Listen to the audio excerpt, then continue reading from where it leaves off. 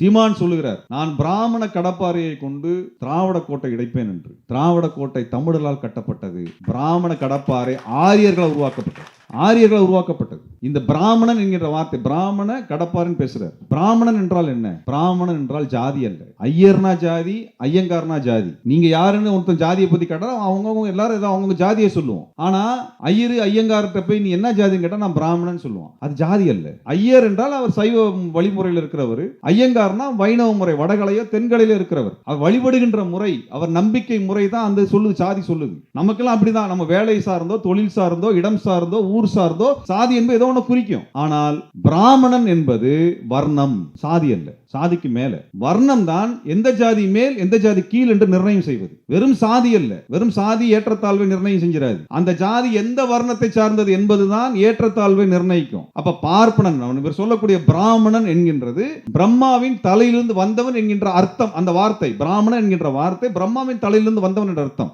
அப்படி என்றால் சீமான் பிரம்மாவின் எங்கிருந்து வந்தார் என்று பார்த்தால் பிரம்மாவின் காலில் இருந்து வந்தார். அப்ப அவர் பிராமண கடப்பாறை தூக்குறார்னா பிராமண கடப்பாறை ஒரு சூத்திரன் தூக்குகிறார். எதற்காக? தமிழனுடைய அரசியல் இடிக்க வேண்டும் என்பதற்காக. அப்ப பிராமணன் என்று சொன்னால் வர்ணத்தை சொன்னோம்னா நம்ம வர்ணத்தை சொல்லணும். நீங்க யாராவது ஒருத்தர் சாதியை பத்தி பேச்சு வந்துச்சுன்னா ஐ எம் பிராமின் சொன்னா தயவுசெய்து ஜாதியை சொல்லுவோம், வர்ணத்தை சொல்லாதன்னு சொல்லி சொல்லுங்க. நாம் வர்ணத்தை எதிர்க்கிறோம். பிராமண எதிர்ப்பு என்பது ஒரு வன்ம அரசியல், வெறுப்பு அரசியல் பேசுறான். பிராமண எதிர்ப்பு என்பது வர்ணத்தை பேசுகிறோம். ஏற்றத்தாழ்வை வரையறை செய்யக்கூடிய ஒரு கோட்பாட்டை பேசுகிறோம், தனி மனிதன் அல்ல. சாதினா சாதியை பேசு. ஐ எம் proud பிராமின் சொன்னா மீன்ஸ் வாட்? நீ பிரம்மாவின் தலையிலிருந்து பிறந்தவன் பெருமையோட பேசுறனா அந்த பிரம்மாவினுடைய காலிலிருந்து பிறந்தவன் நான் என்று நான் சொல்ல வேண்டும். நீ உன் ஜாதியை சொன்னா நான் என் ஜாதி சொல்லலாம். நீ உன் வர்ணத்தை சொன்னா நான் என் வர்ணத்தை சொல்லணும். அப்படின்னு என்னது? என் வர்ணம் என்ன? சூத்திரன். நான் அந்த கஸ்தூரி போன்ற நடிகர்களாக இருந்து இன்றைக்கு பிஜேபிக்கு பேசணும் கூட சொல்றேன். உங்க சமூகத்துல இந்த முப்பூரி நூலை மந்திரம் சொல்லி உன் தீட்டு கழிச்சு உங்களுக்கு பூணல் போடுவானா? உங்களுக்கு ஏன் பூணல் அனுமதிக்கிறது இல்ல? ஏன் அனுமதிக்கிறது இல்ல? உங்களை கஸ்தூரி போன்றவர்கள் சொல்ற உங்களை, இந்த பெண்களை இழிவுபடுத்துகின்ற இந்த சாஸ்திர சம்பிரதாயங்களை நிராகரித்து இவர்கள் மனுஷிகள் என்று சொன்னவர் தந்தை பெரியார். நான் வேணா வெளிப்படையா சவால் விடுறேன். அந்த காலகட்டத்தில் பெண்கள் ஒரு மனிதர்கள், உணர்வுள்ளவர்கள், அவர்கள் சுயமரியாதை மிக்கவர் என்று சொன்ன ஒரு பார்ப்பன தலைவனை சொல்லுங்க. ஒரு பார்ப்பன தலைவன் உங்க சாதியில சொல்லுங்க. கஸ்தூரங்க ஐயங்கார்ல இருந்து ஆரம்பிப்போம். அங்கிருந்து ஆரம்பிச்சு ராஜாஜியிலிருந்து குள்ளுகப்பட்ட என்று சொல்லுகின்ற ராஜாஜியிலிருந்து உங்கள் சமூகத்தில் பெண்களை சமமாக பாவியுங்கள் என்று 100 ஆண்டுகளுக்கு முன்பு தந்தை பெரியாரினுடைய சமகாலத்தில் சொன்ன ஒரு தலைவன் உங்க சாதியில சொல்லு, அல்லது உங்க சாதியில சொல்லுங்க. பெண்களுக்கும் பூணல் அணிவிக்கணும் சொல்ல நீங்க சொல்லுங்க பாப்போம். உங்க ஆளுங்க ஒத்துக்கிறாங்களான்னு பாப்போம். ஆண்களுக்கு மட்டும் என்னடா பூணல் போடுற, எங்களுக்கு போடணும்னு சொல்லு பாப்போம். போட்டுருவாங்களா? சீமானுக்கு புரியுற மாதிரி ஒன்று சொல்றேன். நீங்க ஒரு கோடாரி காம்பு. இந்த கோடாரி காம்பு வெட்டுபவனுடைய கையை பாதுகாக்கிறது. நீங்க பிராமண கடப்பாறை எடுத்துட்டு வாங்க, நாங்க திராவிட புல்டோசர் எடுத்து வரோம் பாப்போம். நீங்க பிஜேபியோட பி டீம்லாம் கிடையாது. நீங்க தான் பிஜேபி. ஆர்எஸ்எஸ் என்றைக்குமே நேரடியாக எந்த வேலையும் செஞ்சதில்லை. அவனுக்கு பல பிரிவுகள் இருக்கிறது. அதுல தமிழ் தேசிய பிரிவு தான் நீங்க. எங்களுக்கு ஆர்எஸ்எஸ் என்பது வைர எதிரி. அதை வேறு இருக்காம நாங்கள் விட மாட்டோம். அப்படி வேறு இருக்கணும்னா ஆர்எஸ்எஸ்ல தமிழ் பிரிவாக இருக்கக்கூடிய நாம் தமிழர் கட்சியை வேறறுப்பது தேர்தலில் எங்களுக்கு தலையாய பணி. அவர் ஜெயிக்க மாட்டாருங்கிறது அவருக்கு தெரியுங்கிறது மட்டும் முக்கியம் இல்லை. அவர் யாரையும் ஜெயிக்க விட மாட்டார். உங்க கட்சியில யாரையும் ஜெயிக்கணும். அப்படி ஜெயிக்கிற உயரத்துக்கு யாரெல்லாம் வர்றாங்களோ அவங்க வெளியே அனுப்புறது தான் அவரோட வேலை. அதுதான் பிசுறு. அவர் வச்சிருக்கிற டைலாக் பிசுறு. அதுதான் இன்றைக்கு ஏதோ பட்டிமன்றம் போட்டு பேசுனீங்களே, அவர் 6 பிசுறு அவர் பார்த்துருப்பாரு. சரியா? அந்த பிசுறு கொஞ்சம் வளர்ந்து வந்து தூக்கி வெளியே போட்டுவார். காளியம்மாள் அவர்களுக்கு என்ன நடந்ததோ அதான் நடக்கும். பெருஞ்சித்தனார் இருக்கிறார், தமிழ் தேசியத்துக்காக உழைத்து அதை எழுதி குவித்த பெருமகனார். அவருடைய எழுத்துக்களை படி. எல்லாத்தையும் பார்த்து காப்பி அடிச்சு வாந்தி எடுக்கக்கூடிய சீமானை பார்த்து அதுதான் அரசியல் கற்றுக் கொடுத்தான்னு சொல்லாத. அது தமிழ் தேசியத்துக்கு அவமானம், அது அசிங்கம். சீமான் அவர்களுடைய கட்சியை நம்பி போற எந்த தம்பியும் டெபாசிட் வாங்க போறது இல்லை. தலைவர்களின் பொன்மொழிகள்னு ஒரு 4 புக்கு வாங்கி வச்சுக்குவார். அதை படிச்சு மனப்பாடம் பண்ணி மனப்பாட பகுதியில் ஒப்பிக்கிறதெல்லாம் நம்பி போய் ஏமாந்துறாரு. அது பண்ணிடாது. அந்த இளைஞர்கள் தயவு செய்து இந்த கட்சியிலிருந்து வெளியேறியது. தமிழ்நாட்டுடைய மிகப்பெரிய கேடு சீமான். அந்த நபருடைய அரசியலை, தேர்தல் அரசியலை ஒழித்து கட்டுவதை ஒரு வேலை திட்டமாக நாம் எடுத்துக்கொள்ள வேண்டும். நீ என்ன கதவனா பேசுறாஜா, உனக்கு அங்கதான் பியூஸ் புடுங்குவோம். உனக்கு பியூஸை புடுங்குறோம். எழுதி வச்சுக்கோ. எங்களுக்கு எதை பத்தியும் கவலை இல்லை. திரும்ப சொல்றேன், எங்களுக்கு எதை பத்தியும் கவலை இல்லை. எங்களுக்கு எங்களுடைய உயிரை பற்றியும் கவலை இல்லை, எங்கள் வாழ்க்கையை பற்றியும் கவலை இல்லை. உன்னை போன்ற துரோகியை நாங்க வேற இருக்காம விட மாட்டோம் சொல்றோம். எங்க வழக்கு நாங்க தனிச்சுதான் எதிர்கொள்றோம். உன்ன மாதிரி போய் கை கட்டி நின்று பாக்குறதோ, காவல் நிலையத்தில் பாலியல் வழக்குக்காக 1000 பேரை கொண்டு திரட்டி நின்று அழகு பார்க்கிற வேலையை நாங்க பார்த்ததில்லை. நாங்க தனிச்சு நிம்ம எதிர்த்துக்கொள்வோம். வெக்கமா இல்லையா உனக்குலாம்? உன் பாலியல் வழக்குல இத்தனாயிரம் பேர் பசங்களை கூட்டி போய் நிக்கிற வெக்கமா இல்ல? அந்த பசங்களுக்கு தான் வெக்கம் இல்ல, உனக்குமா வெக்கம் இல்ல? ஒரு பெண் வந்து எனக்கு கருக்கலைப்பு நடத்தி என்னை சித்திரவதை பண்ணிக்கான்னு சொல்லும் பொழுது ஏளனப்படுத்துற நீ எல்லாம் மனுஷனா நீ? அந்த பெண்ணை எவ்வளவு கொச்சப்படுத்தியிருப்ப நீ? நியாயஸ்தானா கோர்ட்ல போய் நியாயமா பேசு. அந்த பொண்ணு எவ்வளவு இழிவுபடுத்தின நீ? தோழர்களே, இன்றைக்கு அறிஞர் தோப்பா அவர்களினுடைய நினைவு நாள். தோ பரமசிவன் அவர்கள் எங்களுக்கு மிக மனதுக்கும் நெருக்கமானவர், எங்கள் அரசியலுக்கும் வழிகாட்டியாக இருந்தவர். தந்தை பெரியாரினுடைய கருத்தியலை பண்பாட்டு தளத்தில் விளக்கியவர். பண்பாட்டு ரீதியாக எவ்வாறு பெரியாரியலை நாம் உள்வாங்க வேண்டும் என்று நமக்கு வகுப்படுத்தவர். மே 14 இயக்கத்தினுடைய அனைத்து நிகழ்வுகளிலும் பங்கெடுத்தவர். எங்களுக்கு ஒரு வழிகாட்டியாக இந்த அமைப்பு தமிழ் தேசிய களத்தில் தமிழ் பண்பாட்டை எவ்வாறு உள்வாங்கிக் கொண்டு இயங்க வேண்டும் என்கின்ற ஒரு கருத்தியல் ஆயுதத்தை எங்களுக்கு கொடுத்தவர் ஐயா தோப்பா அவர்கள். அவரோடு உரையாடிய அந்த நாட்கள், அவரது சிந்தனை சிதறல்கள் என்பது மறக்க இயலாதவை. உண்மையாக சொல்ல வேண்டுமென்றால் RSS என்கின்ற ஆரிய பண்பாட்டு இயக்கத்திற்கு எதிராக ஒரு தமிழ் பண்பாட்டு இயக்கத்தை, திராவிட இயக்கத்தை சார்ந்த பெரியாரிய தோழர்கள் எவ்வாறு முன்னெடுக்க வேண்டும், எதையெல்லாம் கவனப்படுத்த வேண்டும் என்று ஆவணப்படுத்தி அளித்து சென்றிருக்கின்றார். அது ஒரு மாபெரும் அறிவாயுதமாக இன்றைக்கு நமக்கு பயன்பட்டு கொண்டிருக்கிறது. எளிய மொழியில் தோப்பா அவர்கள் ஒன்றை சொல்லுவார். பெரியார் அனைத்து விதமான ஆதிக்கத்திற்கும் எதிரானவர் என்று சொல்லுவார். 2018ஆம் ஆண்டு கருஞ்சட்டை பேரணியை ஒருங்கிணைத்த பொழுது அந்த கூட்டத்தில் பங்கெடுத்தார். கடுமையான உடல்நல கோளாறு இருந்த பொழுதிலும் கூட ஒரு நீண்ட பயணம் செய்து, அதுதான் அவரது உடல் ஒத்துழைக்க மறுத்ததற்கு பிறகு அவர் எடுத்த ஒரே பயணம் அந்த ஒரு பயணம்தான். அந்த பயணத்தில் அவர் கருஞ்சட்டை பேரணி மேடையில் அவர் பேசிய பேச்சு நீங்கள் அவசியம் என்றைக்கும் நீங்கள் பாதுகாத்து வைத்திருக்க வேண்டிய ஒரு ஆவணமாக இருக்கிறது. அதில் சொல்லுகிறார், பெரியார் அனைத்து விதமான ஆதிக்கத்திற்கும் எதிரானவர் என்று. கோவில் ஒரு ஆதிக்கம், அதனால் அதற்கு எதிராக இருந்தார். மதம் ஒரு ஆதிக்கம், அதனால் அதிகார குவியலாக அது இருக்கிறது, ஆகவே அதற்கு எதிராக இருந்தார். கடவுள் ஒரு அதிகார மையமாக இருக்கிறது, ஆகவே அதற்கு எதிராக இருந்தார். எதெல்லாம் ஆதிக்க அரசியலாக அதிகார மையமாக நிலவி மக்களை துன்புறுத்துகிறதோ, மக்களை சுரண்டுகிறதோ, மக்களை ஒடுக்குகிறதோ, அதற்கெல்லாம் எதிராக இருந்தவர் தந்தை பெரியார் என்று எளிமைப்பட பெரியாரியத்தை எடுத்து சொன்னார். எது ஆதிக்கமாக இருக்கிறது, எது அதிகார மையமாக இருக்கிறதோ அது மக்களை ஒடுக்குகிறது என்றால் அதற்கு எதிரான முதல் குரல் பெரியாரின் குரலாக இருந்திருக்கிறது. பெரியாரை நாம் புரிந்து கொள்ள வேண்டும் என்றால் இந்த புள்ளியில் இருந்தால் புரிந்து கொள்ள வேண்டும். அவர் பேசுகின்ற வார்த்தைகளை எல்லாம் வைத்துக்கொண்டு, அதில் வார்த்தைகளிலே ஓரிரு சொற்களை இழுத்து வைத்துக்கொண்டு பெரியாரை வியாக்கியானப்படுத்துவது என்பது அறிவியலிகளினுடைய செயல். அதை அறிவார்ந்தவர்கள் ஒருபொழுதும் செய்வதில்லை. தோப்பா அவர்களினுடைய அந்த சிந்தனை தெரிப்பு என்பது நமக்கு பெரியாரியலை எப்படி புரிந்து கொள்ள வேண்டும், பெரியாரை எப்படி புரிந்து கொள்ள வேண்டும் என்பதை நமக்கு எடுத்து சொல்லுகிறது. ஆக பண்பாட்டு தளத்தில் தமிழ் பண்பாட்டை எவ்வாறு நாம் அடையாளம் காண்பது, தமிழ் பண்பாட்டிற்குள்ளாக ஆரிய எதிர்ப்பு, பார்ப்பனிய எதிர்ப்பு எப்படியெல்லாம் பொதித்து வைக்கப்பட்டிருக்கிறது என்பதை எடுத்து காட்டியவர் அறிஞர் தோப்பா அவர்கள். அவைதான் நமக்கு இன்றைக்கு ஆயுதமாக இருக்கின்றன. ஏனென்றால் RSS கொண்டு வருவது என்பது ஒரு பண்பாட்டு அரசியல், ஒரு பண்பாட்டு ஆதிக்க அரசியல், வேத பண்பாட்டு ஆதிக்க அரசியல், ஆரிய பண்பாட்டு ஆதிக்க அரசியல். அதற்கு எதிராக தமிழ் பண்பாட்டு அரசியல் பெரியாரிய கருத்தின் வழியாக எப்படி எதிர்கொள்கிறது என்பதற்கான ஒரு நூலாக, அடிப்படை நூலாக நமக்கு அமைவது தோப்பாவினுடைய சிந்தனை தெரிப்புகள். அதே போல தமிழர்களினுடைய அந்த மெய்யியல் கோட்பாட்டை குறித்து அதே மேடையிலே பேசியவர் பேராசிரியர் நெடுஞ்செழியன் அவர்கள். பேராசிரியர் நெடுஞ்செழியன் அவர்கள் தமிழர்களுக்கென்று ஒரு மெய்யியல் கோட்பாடு இருக்கிறது என்று அந்த மெய்யியலை ஆய்வு செய்து உலகத்திற்கு எடுத்து சொன்னவர். இந்தியாவினுடைய மெய்யியல் என்றால், இந்தியாவினுடைய தத்துவ கோட்பாடுகள் என்றால் அது ஆரிய வழி தத்துவ கோட்பாடுகள், வேதாந்த சித்தாந்தங்கள், வேதாந்தத்தினுடைய வியாக்கியானங்கள் என்றுதான் பேசி வந்திருக்கிறார்கள். வேதங்களை வைத்துக் கொண்டுதான் இந்தியாவிற்கென்று ஒரு சிந்தனை மரபு இருக்கிறது என்று பேசுகின்ற இடத்தில் தமிழனுக்கென்று ஒரு தனித்த சிந்தனை மரபு இருக்கிறது. அது வேதாந்தத்திற்கு எதிரானதாக இருக்கிறது, அது உலகளாவிய அளவில் இருக்கிறது, அது ஒரு மெய்யியலாக இருக்கிறது, அனைத்தையும் வியாக்கியானப்படுத்துகிறது என்று நமக்கு ஒரு மிக பெரும் கருத்தியல் ஆயுதத்தை எடுத்து சொன்னவர் பேராசிரியர் நெடுஞ்செழியன் அவர்கள். இப்படி சொல்ல வேண்டும் என்றால் எண்ணற்ற தலைவர்களை, அறிஞர்களை, சிந்தனையாளர்கள் நாம் சொல்ல முடியும். பெரியாரியம் உருவாக்கிய சிந்தனையாளர்கள் இவர்கள். இவர்கள் பெரியாரியல் வழியாக வந்தவர்கள். நீங்கள் பேராசிரியர் நெடுஞ்செழியன் அவர்களை நிராகரித்தோ, பேராசிரியர் தோ பரமசிவன் அவர்கள் நிராகரித்தோ தமிழ்நாட்டிலே தமிழ் அரசியலை எவனும் பேசிவிட முடியாது. தமிழ் தேசிய அரசியல் என்றால் இந்த இருவரினுடைய இந்த ஆளுமை பண்பு, இவர்களுடைய சிந்தனை மரபு, இவர்கள் ஆய்ந்தறிந்து கொடுத்த அந்த ஆயுதம் தான் தமிழ் தேசிய அரசியல் இந்தியாவிற்குள்ளாக ஆரிய ஆதிக்கத்திற்கு எதிராக நடத்துகின்ற சண்டைக்கான கருத்தாயுதமாக நமக்கு இருக்கிறது. இருவருமே பெரியாரிஸ்டுகள், இருவருமே திராவிடர் இயக்கத்தோடு தம்மை இணைத்துக் கொண்டவர்கள். இன்றைக்கு பெரியாரை நிராகரிக்கக்கூடிய தமிழ் தேசியவாதிகள் நாங்கள் நெடுஞ்செழியன் அவர்களை நிராகரிக்கின்றோம், பேராசிரியர் தோ பரமசிவன் அவர்கள் நிராகரிக்கிறோம் என்று பேசிவிட முடியுமா?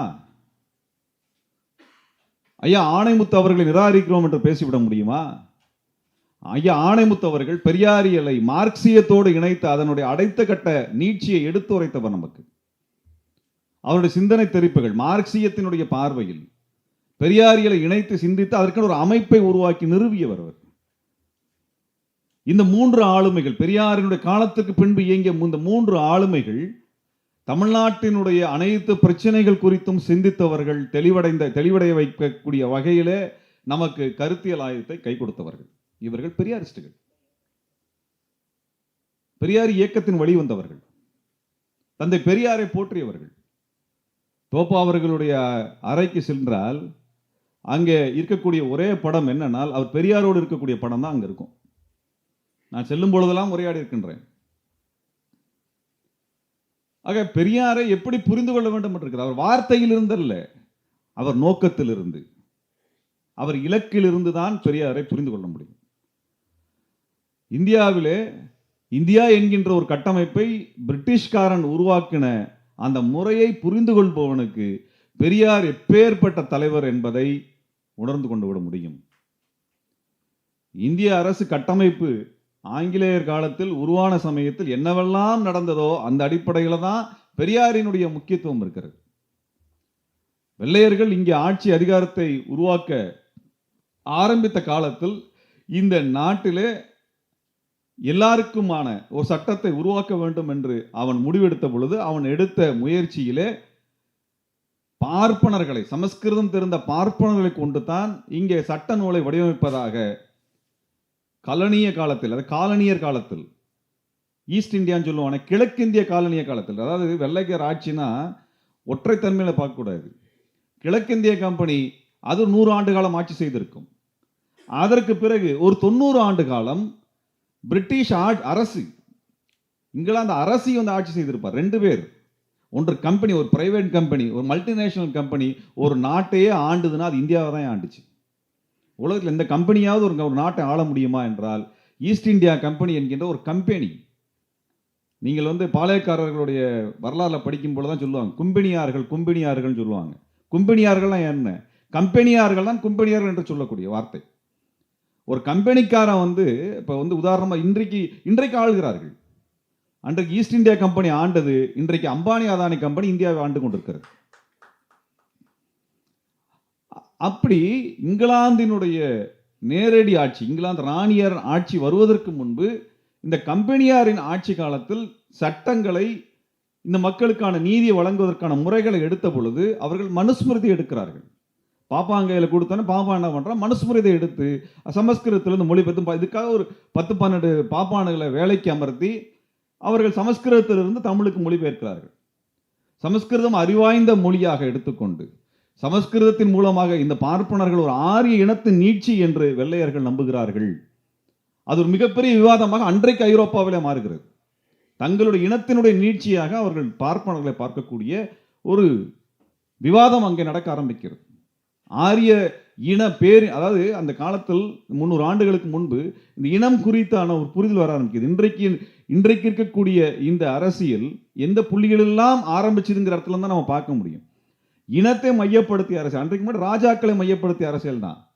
ஆனால் இனத்தை மையப்படுத்திய அரசியல் வருகின்ற காலத்தில் ஆரிய இன பெருமை அவர்கள் ஐரோப்பியர்களையும் ஆக்கிரமித்திருந்த காலத்தில் அவர்கள் இங்கே இந்தியாவில் இருந்த பார்ப்பனர்களையும் தங்கள் இனத்தினுடைய நீட்சியாக பார்க்க ஆரம்பிக்கிறார்கள். அதில் தான் சமஸ்கிருதம் எல்லாம் கொண்டாடப்படுகிறது.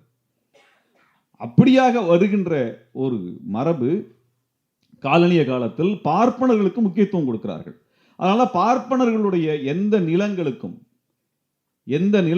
வரி வாங்குவதில்லை, வரியிலிருந்து விலக்கு, அவர்களது சடங்குகளிலே அவர்களுக்குரிய முன்னுரிமை, இந்த சமுதாயத்தில் அவர்களுக்கான முன்னுரிமை என்று அப்படியான ஒரு கட்டமைப்பை கம்பெனியார் ஆட்சி அமைக்கிறது. கம்பெனியாரின் ஆட்சியிலே அதிகாரத்திற்கு நெருக்கமாக பார்ப்பனர்களை வைத்துக் கொண்டார்கள். நீங்க பூலித்தேவனில் ஆரம்பிச்சு வெள்ளைக்காரர்களை எதிர்த்து சண்டை போடுகின்ற அந்த பெரும் நீண்ட பட்டியலை எடுத்துக்கொண்டால் எந்த இடத்திலும் எந்த பாப்பானும் எந்த வெள்ளையனையும் எதிர்த்து எந்த கம்பையும் தூக்கியதில்லை, என்றைக்குமே தூக்கியதில்லை. வெள்ளைக்காரர்கள் இந்த மண்ணிலே ஆட்சியை அமைத்து கிட்டத்தட்ட 160 ஆண்டுகளுக்கு பிறகு 170 ஆண்டுகளுக்கு பிறகுதான் அவன் என்ன செய்யறான், வெள்ளையர்களிடத்தில் எங்களுக்கு அதிகாரத்தில் பங்கு வேண்டும் என்று ஆரம்பித்து எங்களுக்கு டொமினிக்கன் நாடு கொடு. அதுக்கப்புறம் இந்த டொமினிக்கன் நாடுனா வேற ஒன்றும் இல்லை, காங்கிரசினுடைய முதல் கோரிக்கை சுதந்திர இந்தியா அல்ல. சுதந்திர இந்தியா கோரிக்கை வருவது என்பது 1920-25 அப்புறம் தான் சுதந்திர கோரிக்கையை பற்றி பேசவே ஆரம்பிக்கிறாங்க. சுயராஜ்யம் பற்றி அப்பதான் பேச ஆரம்பிக்கும். அதுக்கு முன்னாடி அவன் கேட்டதெல்லாம் டொமினிக்கன் அந்தஸ்து, நாங்களும் ஒரு மாநிலமா இருந்துட்டு போறோம், எங்களையும் வாழ விடு, நாங்களும் அமைச்சர் ஆக்கிறோம், முதலமைச்சர் ஆக்கிறோம் தான் கேட்டாங்க. அப்படிப்பட்ட ஒரு இடம் அது வர்றதுக்கு 150 வருஷத்துக்கு மேல ஆயிடுச்சு வெள்ளைக்காரனை எதிர்த்து சண்டை போடுறதுக்கு. எப்ப வெள்ளைக்காரனை எதிர்த்து சண்டை போடுகிறான் என்றால் அவனுடைய இருத்தலுக்கு பிரச்சனை வரும்போது சண்டை போட ஆரம்பிக்கின்றான்.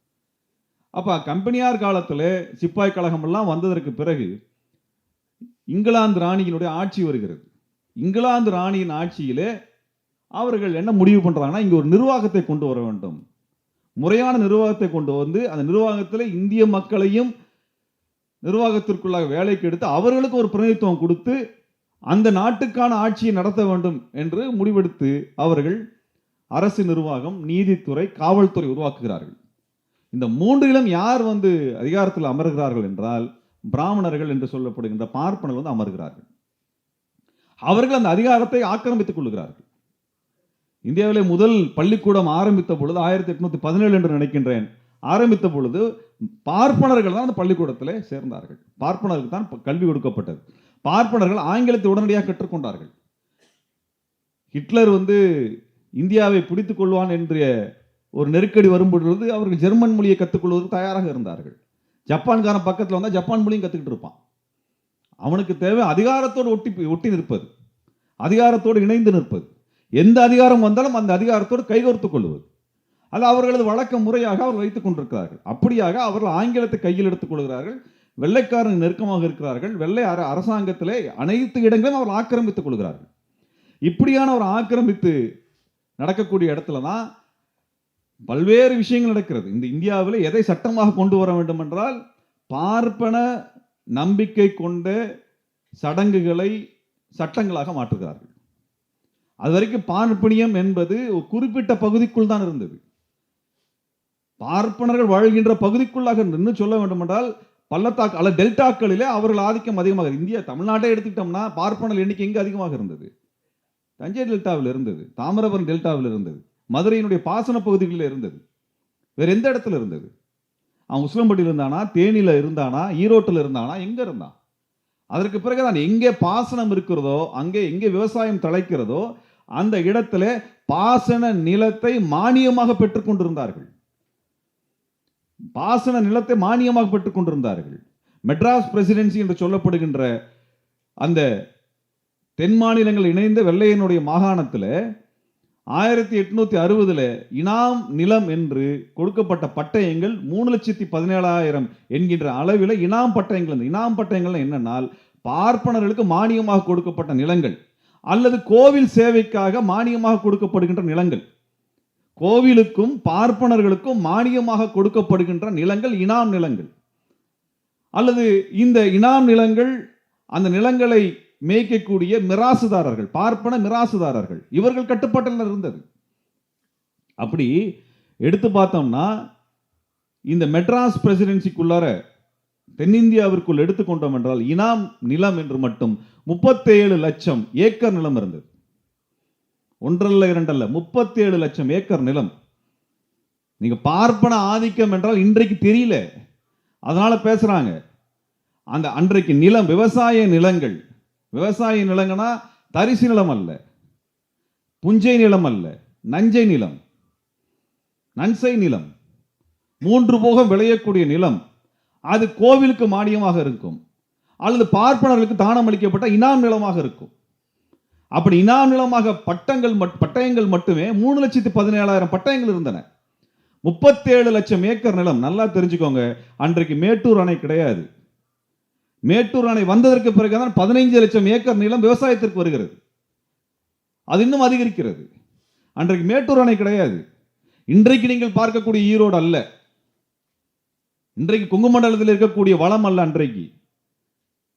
அன்றைக்கு காவிரி ஆறு என்பது ஈரோட்டு நகரம் உயரமாக இருக்கும், ஆறு கீழே இருக்கும். தண்ணீரை மேலே இறைக்க முடியாது. ஆறு உங்க ஊர் வழியா போகும், நீங்க இறங்கி ஆத்துல தண்ணி எடுத்துட்டு போகணும். எப்படி விவசாயம் பண்ண முடியும் மேட்டு நிலத்துல? எப்படி தண்ணியை மேலே கொண்டு போவீங்க? பம்புங்க, எலக்ட்ரிசிட்டி, கரண்ட் வந்ததுக்கு அப்புறம் தானே என் நிலத்துல இருந்து தண்ணியை மேலே கொண்டு போக முடிஞ்சது. அன்றைக்கு இங்க விவசாய நிலம் கிடையாது, அது மேட்டு நிலம்.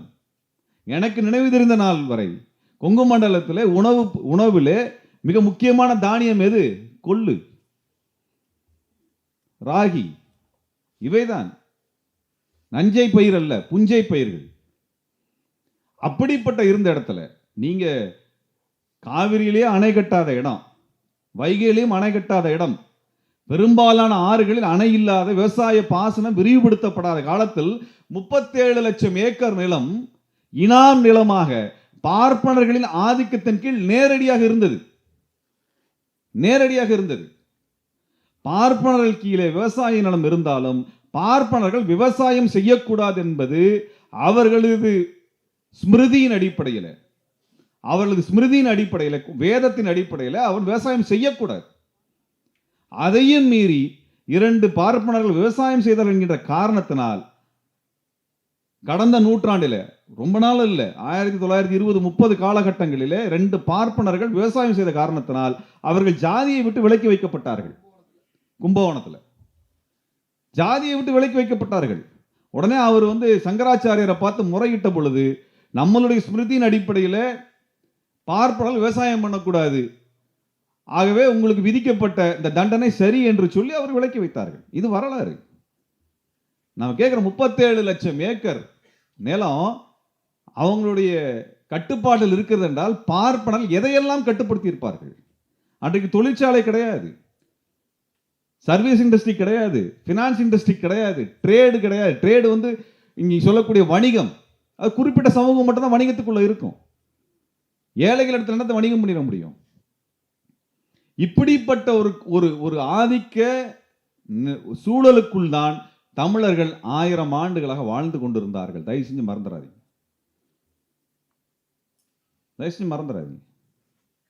அன்றைக்கு நடந்த பஞ்சங்கள், பெரும்பஞ்சம் வரைக்கும் பெரும்பஞ்ச காலமாக 1880களில் இருந்து பெரும்பஞ்சமாக இருந்தாலும் சரி, தாதுவச பஞ்சமாக இருந்தாலும் சரி, அல்லது 1960களில் வந்த பஞ்சமாக இருந்தாலும் சரி, எந்த பார்ப்பனர்கள் பசியால் செத்தான்? யார் செத்தா? நல்லா தெரிஞ்சுக்கோங்க. ஒரே ஒரு விஷயம் புரிஞ்சுக்க வேண்டிய விஷயம், பார்ப்பனர்கள் உழைப்பிலிருந்து, உடல் உழைப்பிலிருந்து விடுவிக்கப்பட்டவர்கள். அந்த ஒரு சமூகம் தான் உடல் உழைப்பிலிருந்து விடுவிக்கப்பட்டது. மற்ற அனைத்து சமூகமும் உடல் உழைப்பின் மூலமாகத்தான் அவர்களது வாழ்வாதாரத்தை பாதுகாத்துக் கொள்ள முடியும். இந்த ஒரு சமூகம் மட்டும்தான் உடல் உழைப்பிலிருந்து விடுதலை செய்யப்பட்டது. அவர் உடல் உழைப்பு கிடையாது. உடல் உழைத்து எந்த வேலையும் செய்ய வேண்டும் என்கின்ற அவசியம், அதுக்கான வேலை பிரிவு அவர்களுக்கு கிடையாது. நம்ம அவர்கள் வெறுக்கவில்லை. அவர்களுக்கு அமைக்கப்பட்ட வாழ்வு அவர்களை வளப்படுத்திக் கொள்வதற்கான வாய்ப்பு. உடல் உழைப்பு இல்லாதவனுக்கு அறிவுத்துறையில் நேரத்தை செலவு செய்வதற்கான வாய்ப்புகள் அதிகம். அவன் அறிவாளி அல்ல, அறிவுத்துறையிலே நேரம் செலுத்துவதற்கான வாய்ப்பு அவனுக்கு கொடுக்கப்பட்டது. கல்வி படிக்கிறீங்க இல்லைங்களா? எதுக்கு பள்ளிக்கூடம் போற படிக்கணும்னு சொல்றோம்? கல்வி கற்றால் நீங்கள் உடல் உழைப்பிலிருந்து விடுதலை பெறுகிறீர்கள். உண்மையா இல்லையா? கல்வி கற்றது எதுக்காக? படிக்க போகிறது எதுக்காக? இல்லைன்னா ஆடு மாடு மேய்க்க போன்னு சொல்லுவாங்களே, என்ன காரணம்? ஆடு மாடு மேய்ப்பதற்கு உடல் உழைப்பு தேவை, நடக்கணும்ல, வெயில்ல காயணும்ல. உடல் உழைப்பிலிருந்து விடுதலை பெறுவது அது பார்ப்பனர்களுக்கு கொடுக்கப்பட்டதாக, மதத்தினால் உறுதி செய்யப்பட்டதாக இருக்கிறது. அவன் வெள்ளைக்காரனுக்கு வேலை செய்யக்கூடியவனாக மாறுகின்றான். வெள்ளைக்காரர்கள் வெள்ளைக்காரன் என்ன அறிக்கை போடுறான்? 1885 அவன் ஆய்வு செய்கிறான். மானிடவியல் ஆய்வு செய்கிறான். இந்தியாவில் மானிடவியல் ஆய்வை அவன் தான் முதலாக முன்னெடுக்கின்றான். ரிஸ்லி என்கின்ற ஒருத்தர் கல்கத்தாவில் வங்கம் என்று சொல்லுகிறோமே, அந்த வங்கத்தில் ஆய்வு எடுக்கிறார். எடுத்துட்டு மனிதர்களை எப்படி வகைப்படுத்துறது, வெள்ளைக்காரன் மனிதர்களை வகைப்படுத்தினான். அப்படி இந்தியாவில் இருக்கக்கூடிய மக்களை எப்படி புரிந்து கொள்வது, எப்படி வகைப்படுத்துவது என்றால் ஜாதியின் அடிப்படையில் மக்கள் இங்கே வகைப்படுத்தப்பட்டிருக்கிறார்கள். ஜாதி என்பது இன அடிப்படையில் தான் உருவாகி இருக்கிறது என்று வெள்ளைக்காரன் முடிவுக்கு வருகிறான். அந்த அடிப்படையில் இது எப்படி இனம்னு சொல்ற அப்படின்னா அதுக்கு ஒரு அளவுகோல் வைக்கிறான். மூக்கோட அளவு வச்சுக்கோ. நீளமான மூக்காக இருந்தால் அவன் உயர் சாதி, தட்டையான மூக்காக இருந்தால் அவன் தாழ்ந்த சாதி.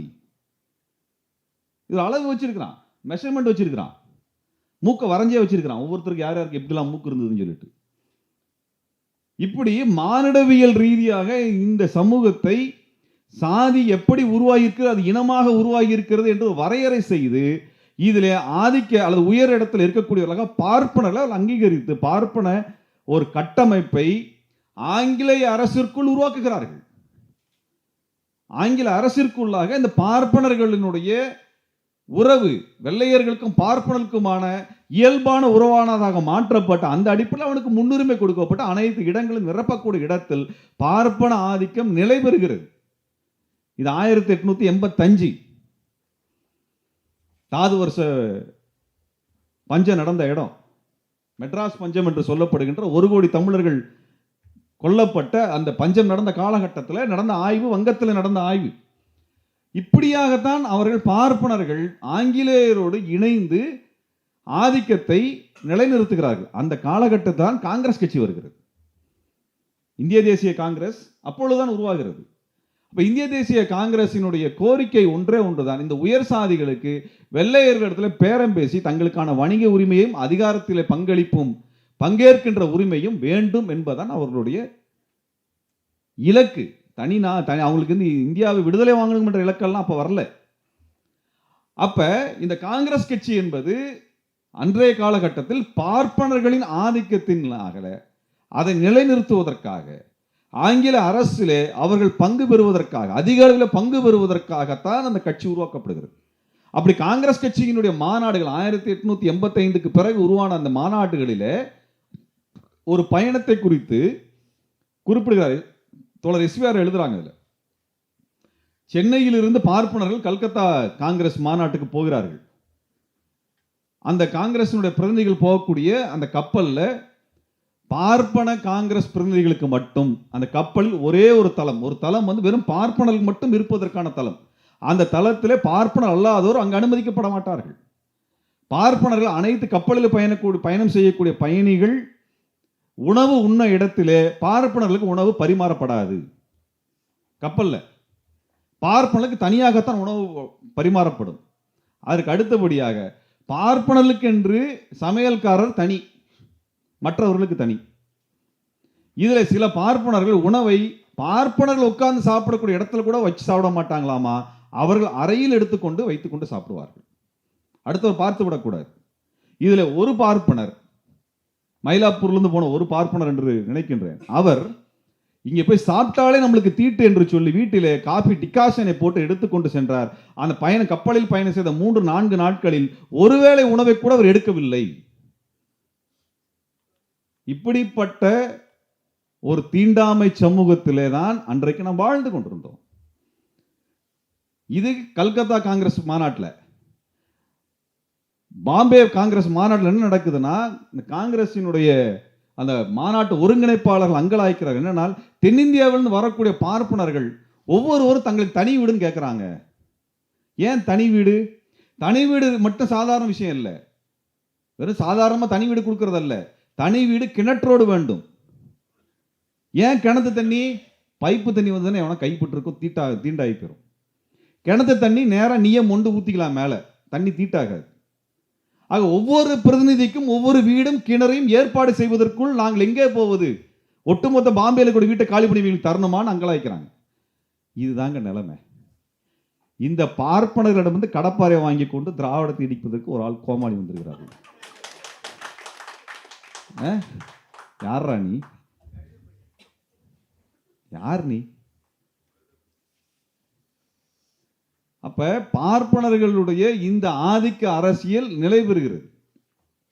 இப்ப பாரதியை குறித்து நான் விமர்சனத்துக்குள்ள போல, ஆனா பாரதியின் அரசியல் என்ன நம்ம சொல்ல வேண்டி இருக்கிறது. பாரதி ஒரு கவிஞன், தமிழ் மொழி புலமை படைத்த கவிஞர், மாற்றுக்கருத்து இல்லை. அவர் இந்திய விடுதலை இயக்கத்தோடு சுதேசி இயக்கத்தோடு தன்னை இணைத்துக் கொண்டார். அன்றைக்கு இந்திய சுதேசி இயக்கம் விடுதலை இயக்கத்தில் யார் இருந்தார்கள்? இந்தியாவில் விடுதலை போராட்டம், வெள்ளையருக்கு எதிரான விடுதலை போராட்டத்தை நடத்தினவங்க பழங்குடிகள் தான். பழங்குடிகள் தான் இந்தியாவில் விடுதலை போராட்டத்தை நடத்தினாங்க. நாகாலாந்தில் இருந்த பழங்குடிகள், அசாமில் இருந்த பழங்குடிகள், மணிப்பூரி பழங்குடிகள், சத்தீஸ்கரினுடைய பழங்குடிகள் என்று தமிழ்நாட்டில் இங்கே குற்றப்பரம்பரை சட்டத்தில் வரையறுக்கப்பட்டவர்கள் எல்லாம் அன்றைய பழங்குடிகள். இவர்கள் தான் சண்டை போட்டார்கள். இவர்கள் தான் பிரிட்டிஷ் அரசாங்கத்துக்கு எதிராக சண்டை போட்டார்கள், ராணுவத்திற்கு எதிராக சண்டை போட்டார்கள் நீண்ட காலமாக. பிர்சா முண்டா யாரு? பிர்சா முண்டா இறுதியாக வந்தவர்.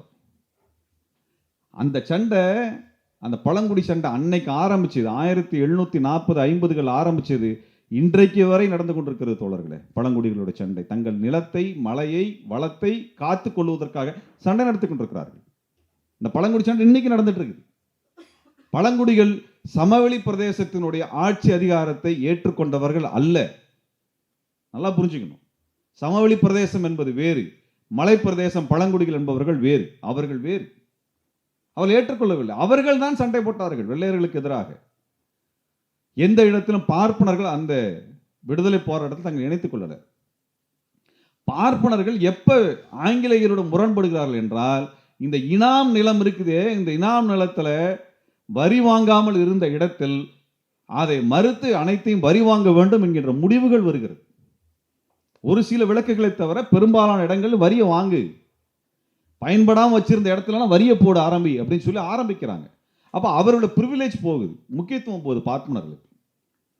இப்படி ஒவ்வொரு இடங்களிலும் அவர்கள் முக்கியத்துவம் போகிறதோ என்கின்ற பிரச்சனை வரும் பொழுது பிறருக்கும் பிரதிநிதித்துவம் வர வேண்டும் என்கின்ற குரல் எழ ஆரம்பிக்கிறது ஆங்கிலேய அரசுக்குள். பிற ஜாதிக்காரனுக்கும் இடத்தை கொடு வேலையில அப்படின்னு ஒரு பிரதிநிதித்துவத்தை பற்றி பேச ஆரம்பித்து நடக்க ஆரம்பிக்கும் பொழுது இவள் ஆரிய ஆதிக்கத்திற்கு நெருக்கடி வருகிறதாக உணர்றாங்க. அப்பதான் அவர்கள் வெள்ளையர்களுக்கு எதிராக பேச ஆரம்பிக்கிறார்கள். அப்ப பேசும் பொழுது அந்நியர் நம்மை ஆக்கிரமிச்சிட்டான் அப்படிங்கிற இடத்துல இருந்து மட்டும் பேசல, அந்நியரின் வருகையால் சனாதனத்திற்கு பிரச்சனை என்றுதான் போராட்ட ஆரம்பிக்கிறார்கள். அவனுடைய ஆதிக்கத்திற்கு பிரச்சனை என்றுதான் போராட ஆரம்பிக்கிறார்கள்.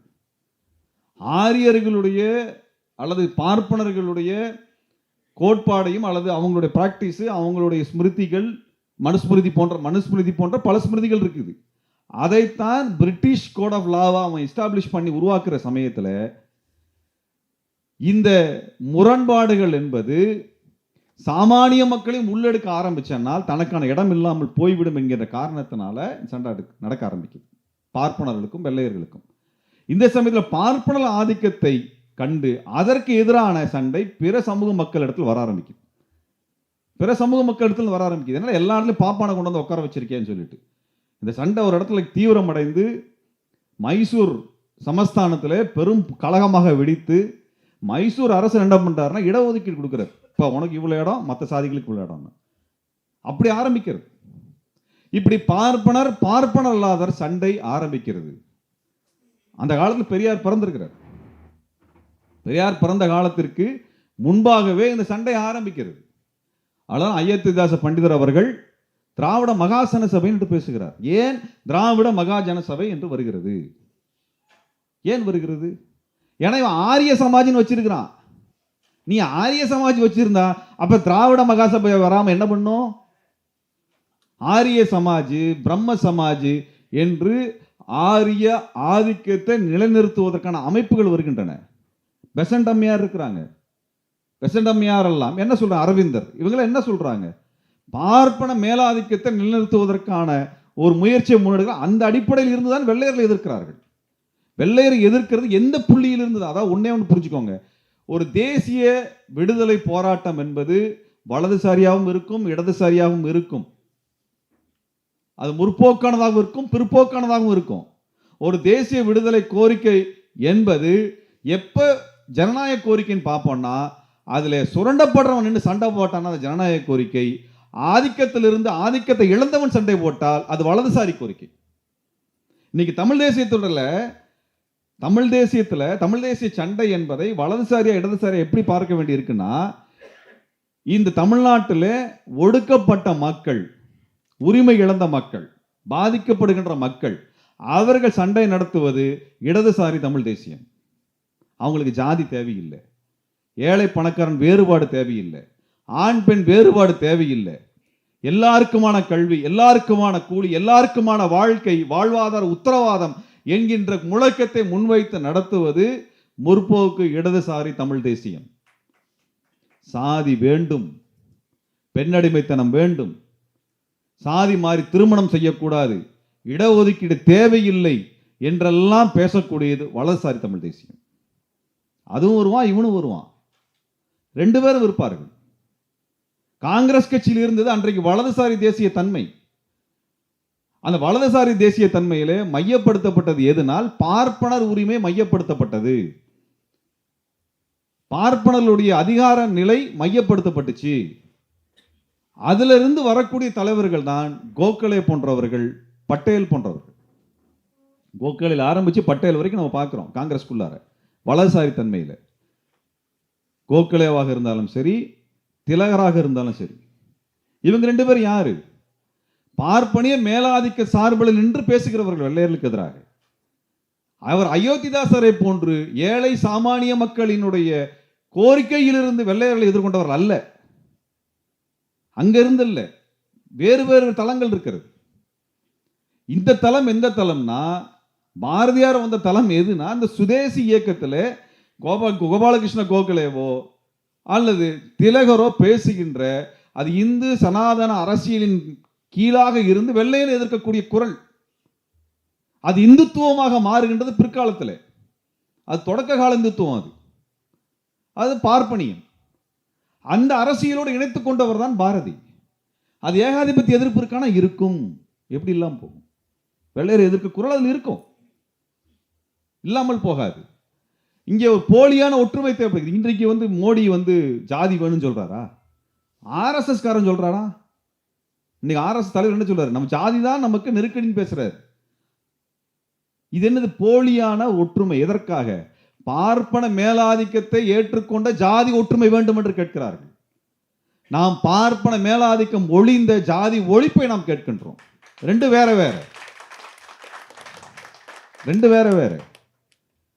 ஆனா பார்த்தா ஒரு மாதிரி தான் தெரியும். இப்ப ஒரு பழங்குடியிலிருந்து ஒருத்தர் ஜனாதிபதி ஆக்கிட்டாரு அப்படின்னா, மோடி பழங்குடிக்கு சாதகமான நபரா? அந்த அரசியல் என்ன?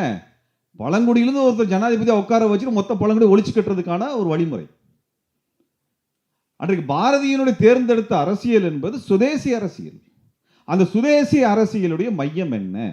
அதுதாங்க விவாத புள்ளி. அந்த சுதேசி அரசியல் வெள்ளையர்களை எப்படி வரையறுக்கிறது? சுரண்டுபவர்களாக, ஏகாதிபத்தியவாதிகளாக வரையறுக்கிறது. அது சரி.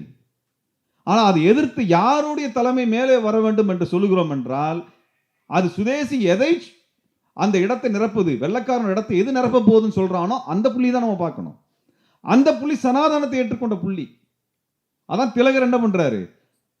வெள்ளையர்களுக்கு எதிராக இந்து மத உணர்வை தூண்டுகிறார். வெள்ளையருக்கு எதிராக இந்து மத உணர்வு. இதுல அடுத்த கட்ட ஒரு இடத்துல தான் காந்தி வருகிறார். காந்தி இந்து மதத்தை சனாதனத்தை ஏற்றுக்கொண்டவர். ஆனா இந்து முஸ்லிம் ஒற்றுமை கேட்கின்றார். சாதிக்குள் சமரசம் வேண்டும் என்கின்றார். என்ன வகையான சமரசம்? ஆதிக்கத்தை ஏற்றுக்கொண்டு அமைதியாக வாழ்கின்ற சமரசம். இதெல்லாம் ஒரு வழிமுறை. இது இப்படியான ஒரு போக்கு போகிறது. இது நடக்கும் பொழுது இந்த சமரசமும் வேண்டாம் என்று ஒரு தீவிரவாத இந்துத்துவ நிலைப்பாடு கொண்ட சக்தியாகத்தான் இந்து மகா சபையும் RSS உருவாகிறது 1924. ஆக இந்த இந்துத்துவத்தினுடைய வளர்ச்சி என்பது கோரிக்கை. நீங்க நல்லா புரிஞ்சுக்கணும், இந்து தேசம் அகண்ட பாரதம் என்கின்ற கோரிக்கை பின்னால் வருது. ஏன்னா அப்ப தனி நாடு கோரிக்கை இந்திய அளவில் கிடையாது, காங்கிரஸ் கட்சிகள் கிடையாது. என்றைக்கு காங்கிரஸ் கட்சியில் சுயராஜ்ய கோரிக்கை உயர்கிறதோ, அந்த சுயராஜ்யம் பெற்ற இந்தியா என்பது இந்து நாடாக இருக்க வேண்டும் என்ற கோரிக்கை சேர்க்கப்படுகிறது. நல்லா புரிஞ்சுக்கோங்க. அதான் தமிழ் தேசியம் என்பது ஜாதி ஒழிந்த தமிழ் தேசியமா, ஜாதி வேண்டும் என்கின்ற தமிழ் தேசியமா? நாம் ஜாதி ஒழிந்தால்தான் தமிழ் தேசியம் உருவாகும். அப்படிப்பட்ட தமிழ் தேசியம் தான் உண்மையான தமிழ் தேசியம் என்று பேசுகிறோம். அவர்கள் என்ன சொல்கிறார்கள்? ஜாதியின் வழியாகத்தான் தமிழ் தேசியத்தை அடைய முடியும் சொல்றான். ரெண்டுக்குமான வித்தியாசம் தான் அது. இப்ப பாரதியினுடைய பயணத்தினுடைய அந்த அரசியல் கோட்பாடுகள் எங்கே வந்து சேர்கிறது என்றால் இந்த புள்ளியில் தான் டிராவல் ஆகுது. இதுதான் விமர்சனத்துக்கு உள்ளாகுது. இந்த இடத்தில் தான் பார்ப்பனர் ஆதிக்கத்துக்கு எதிரான கழகங்கள் இந்தியா முழுவதும் இருக்கின்றன. அது கூர்மை பெற்ற அரசியல் வடிவமாக அயோத்திதாசர்கள் ஆரம்பித்து பார்ப்பனர் அறிக்கையாக வந்து நீதி கட்சியாக மாறுகிறது. அது பெரியாரினுடைய காலத்தில் சுயமரியாதை இயக்கமாக மாறுகிறது. பெரியாரின் காலத்தில் சுயமரியாதை. நீங்க வந்து இந்த பெரியாரை விமர்சிக்கக்கூடிய போலி தமிழ் தேசியம் சீமானோ அல்லது மற்ற கும்பலோ திராவிடர் கழகம் தான் பேசிட்டு இருப்போம். ஏன் திராவிட பேர் வச்சா, ஏன் திராவிட பேர்? அவர் திராவிட பேர் வைக்கிறதுக்கு முன்னாடி என்ன பேர் வச்சாரு? சுயமரியாதை இயக்கம் வச்சாரு. சுயமரியாதை இயக்கம், மரியாதையை, சுயமரியாதை, ஒருவனுடைய மரியாதையை முன்னிறுத்துகின்ற ஒரு கொள்கையை முன்வைத்த இயக்கம் அது. அதுதான் வச்சார். அப்ப சுயமரியாதை இயக்கம் தான். அதுதான் வந்து எஸ்விஆர் வந்து ஒரு கட்டுரையில அழகா எழுதியிருப்பார். எல்லாருமே சுயராஜ்யம் கேட்டான். யார்? காங்கிரஸ் கட்சிக்காரன் சுயராஜ்யம் கேட்டான். இவர் சுயமரியாதையை கேட்டார். சுயமரியாதை இல்லாத சுயராஜ்யம் எதுக்கு? இன்றைக்கு சுயராஜ்யம் இருக்கிறது, ஆனால் சுயமரியாதை இல்லை. இந்தியா என்கின்ற கட்டமைப்பு சுயராஜ்யம் கொண்ட கட்டமைப்பு. ஆனால் அந்த சுயராஜ்யத்திற்குள் சுயமரியாதை இல்லை. ஏனால் சுயமரியாதை என்ற ஒன்றுக்காக போராடிய தலைவர்கள் அண்ணல் அம்பேத்கரும் தந்தை பெரியார் 2 பேர் தான். 2 பேர். இந்த 2 பேருக்கு எதிராகத்தான் காங்கிரஸ் கட்சியும் இந்து மகா சபையும் RSSம் அன்றிலிருந்து இன்று வரை இயங்கிக் கொண்டிருக்கிறது. வேற ஒன்றுமே கிடையாது. இதுதான் வரலாறு. சுயமரியாதையை மையப்படுத்தினார்கள். நீதி கட்சியை வைத்துக் கொண்டு இவர்கள் பேசுவார். நீதி கட்சிக்கு ஒரு எல்லை இருக்கிறது. நீதி கட்சிக்கு நீண்ட கால இலக்கு அல்ல. அதிகாரத்தில் பார்ப்பனர் ஆதிக்கத்தை கேள்வி எழுப்ப வேண்டும், தகர்க்க வேண்டும் என்கின்ற ஒரு இலக்கில் வேலை செய்தார்கள் அவர்கள். அவங்க அந்த அளவு தான். அவங்க சமூக சீர்திருத்தத்தை நோக்கி நகரவில்லை. அரசியல் அதிகார பகிர்வுல பேசினாங்க. அவங்க அரசியல் அதிகார பகிர்வு வேண்டும் என்றால் அனைத்து மக்களுக்கும் ஒரு பிரதிநிதித்துவத்தை கொண்டு வர வேண்டும் என்று பேசினார்கள். அப்படிதான் பேசினாங்க. அப்படிதான் இடஒதுக்கீட்டை கொண்டு வந்தாங்க. 44% பிற்படுத்த, அதாவது இந்துக்கள் இருக்கக்கூடிய பிற சாதிகளுக்கு, பட்டியல் சமூக மக்களுக்கு ஒரு இடஒதுக்கீடு 8%. இல்லையா தோழர்? 8% தானே நீதி கட்சியில. 8%. கிறிஸ்தவர்களுக்கு, இஸ்லாமியர்களுக்கு 16%. இல்ல இங்க நீதி கட்சி பார்ப்பனர்களுக்கு 16% கொடுத்தாங்க. பார்ப்பனர்களுக்கு 16% இடஒதுக்கீடு கொடுத்தாங்க. என்ன சண்டையாச்சு? இந்த பார்ப்பன கடப்பாறை தூக்குற ஆளுக்கு சொல்லுவோம், தம்பி பார்ப்பனர்களுக்கு 16% இடம் கொடுத்தப்ப அவனுக்கு என்ன பிரச்சனை? அவன் 3% தான் இருந்தான். 16% இட ஒதுக்கீடு கொடுத்தாங்க. அவன் என்ன கேட்டான்னா, எனக்கு 16% பத்தாது, 100% வேணும்னு கேட்டான். இதான் சண்டை. நீ கொடுக்குறியா 100%? பார்ப்பன கடப்பாறைக்கு கொடுக்குறியா? கொடுத்துருவியா? இடஒதுக்கீடு எந்த பார்ப்பனர் வரவேற்றான்? யார் வரவேற்றா? ஏன் உனக்கு தான் 16% உனக்கு இடஒதுக்கீடு உனக்கே கொடுத்துருக்குல்ல. இடஒதுக்கீடு வேண்டாம்னு சொல்றான் தான். இன்னைக்கு எல்லாம் பேசிட்டு இருக்கிறான் இடஒதுக்கீடு எதிரானது, எதிரானதுன்னு. அவன் இடஒதுக்கீடு 100% பார்ப்பனர்களுக்கு வேணும்னு கேட்கிறான். பார்ப்பனர்களுக்கு வேணும்னு கேட்கிறான். கம்யூனல் ஜிஓ எல்லாம் எல்லாத்துக்கும் பிரதிநிதித்துவம் கொடுக்கப்பட்டது. எங்களோட பத்திரிகையில் குரல்ல ஒரு கட்டுரை, அழகான கட்டுரை தோழர் எழுதியிருந்தாங்க. இடப்பங்கீடு வேண்டும், இடஒதுக்கீடு அல்ல. இடப்பங்கீடு வேற, இடஒதுக்கீடு வேற. இடஒதுக்கீடு சும்மா பிரிச்சு போடுறது. இடப்பங்கீடு எவ்வளவு பேர் இருக்கிறானோ அவனுக்கு அளவு கொடுக்கிறது. அதுல பார்ப்பனர்களுக்கு 16% என்பது கிட்டத்தட்ட 5 மடங்கு அதிகமாக கொடுத்தாங்க. அதுவே வேண்டான்னு சொல்லி நின்னானுங்க அவனுங்க. ஏன் ஏன் ஏன் வேணாம்னு சொன்னாங்க? எனக்கு 100% வேணும்னு கேட்டாங்க. 100% வேணும்னு சொல்லி கேட்டாங்க. இதுதான் அந்த வரலாறு சண்டை. இந்த இடத்துலாம் பெரியார் முடிவு பண்றாரு, இனி இவங்களை விட்டு வைக்க கூடாது அப்படின்னு. அதுதாங்க அரசியல். பெரியார எந்த இடத்துல புரிந்து கொள்ள இந்த சண்டை நீண்ட நெடிய சண்டையாக வருகிறது. பெரியார் இத்தனை போராட்டத்திற்கும் தான் ஒருவன் மட்டும்தான் அப்படின்னு சொந்தம் கொண்டாடல. இதனுடைய நீட்சியாக நான் வருகிறேன் என்றுதான் பெரியார் பேசுகிறார். பெரியார் தன்னுடைய போராட்ட வாழ்வில கிட்டத்தட்ட 65 ஆண்டுகள் 70 ஆண்டுகள் அவருடைய போராட்ட வாழ்க்கையில எத்தனை பேசியிருப்பார், எத்தனை கூட்டங்கள், எத்தனை எழுதியிருப்பார். தினந்தோறும் பத்திரிகை எழுதியிருக்கிறார். அவர் பத்திரிகையில் குடியரசுலையோ விடுதலையோ எழுதியிருக்கிறார். அப்படி எடுத்துட்டோம்னா இந்த 60 ஆண்டு காலம்ல 365 நாள் போட்டா எவ்வளவு ஆச்சு? அத்தனை எழுத்துக்கள் அவரோடது. அவ்வளோ எழுதுனதுல 2 வரி எடுத்து கொண்டு வந்துட்டு தமிழ் காட்டுமிராண்டின்னு சொல்லிட்டாரு. நீ எல்லாம் தமிழ் புலவனா நீங்க? இவங்க எல்லாம் பெரிய புலவனுங்களா? பெரியார் வந்து இப்படி சொல்லிட்டாரு. யாரா தமிழுக்காக ஏதாவது வேலை செஞ்சிருக்காங்களா? என்னன்னா 1817 பள்ளிக்கூடம் ஆரம்பிச்சப்ப பார்ப்பனர்கள் பள்ளிக்கூடத்தை ஆக்கிரமிக்கிறார்கள். ஆங்கிலத்தை முதலில் கற்றுக்கொள்கிறார்கள். அதன் மூலமா ஆங்கில அரசில் பிரதிநிதித்துவம் பெறுகிறார்கள். ஆங்கில அரசில் பிரதிநிதித்துவம் பெற்றுக்கொண்டு அதில் நீதிபதிகளாக மாறுகிறார்கள், காவல்துறை அதிகாரிகளாக மாறுகிறார்கள், அரசு அதிகாரிகள் ரெவென்யூ ஆபீசரா மாறுறான். இன்னைக்கு எல்லாத்துக்கும் பட்டா இல்ல, நிலம் இல்ல. எங்க ஆரம்பிச்சது இந்த இடம்? என்னைக்கு நிலம் என்பதற்கு பட்டா தேவைங்கிற இடம் எங்கிருந்து வந்துச்சு? வெள்ளக்காரன் காலத்துல வந்தது. அன்னைக்கு இந்த நிலம் இவனுக்கு தான் சொந்தம், இந்த நிலத்தில் இவன் தான் உரிமையாளன் சொல்லி எழுதுகின்ற உரிமை யாருக்கு இருந்திருக்கிறது? பார்ப்பனுக்கு இருந்தது. இன்னைக்கு நம்ம நிலம் எல்லாம் வீடு அடிக்கிறானே, எங்க இதனுடைய மூலம் நின்றுச்சு? 100 ஆண்டுக்கு முன்னாடி யார் கையில் இருந்தது? அவன் கையில் இருந்தது. அவன் தான் ரெவென்யூ ஆபீசர், அவன் தான் அதிகாரி, அவன் தான் ஜட்ஜி, அவன் தான் வக்கீல், அவன் தான் போலீஸ். அப்படிப்பட்ட ஒரு கட்டமைப்புக்குள்ளார அவன் உட்கார்ந்துருக்கிறான். என்ன காரணம்னா அவனுக்கு ஒரே ஒரு தகுதி. என்ன தகுதி? ஆங்கிலம் என்கின்ற தகுதி. ஆங்கிலத்தை கற்றுக்கொண்டான். ஆங்கிலம் என்கின்ற தகுதி. அதுதான் பெரியார் சொல்றாரு. பெரியாருடைய பேச்சு வழக்கு என்னன்னு புரிஞ்சுக்கணுங்க.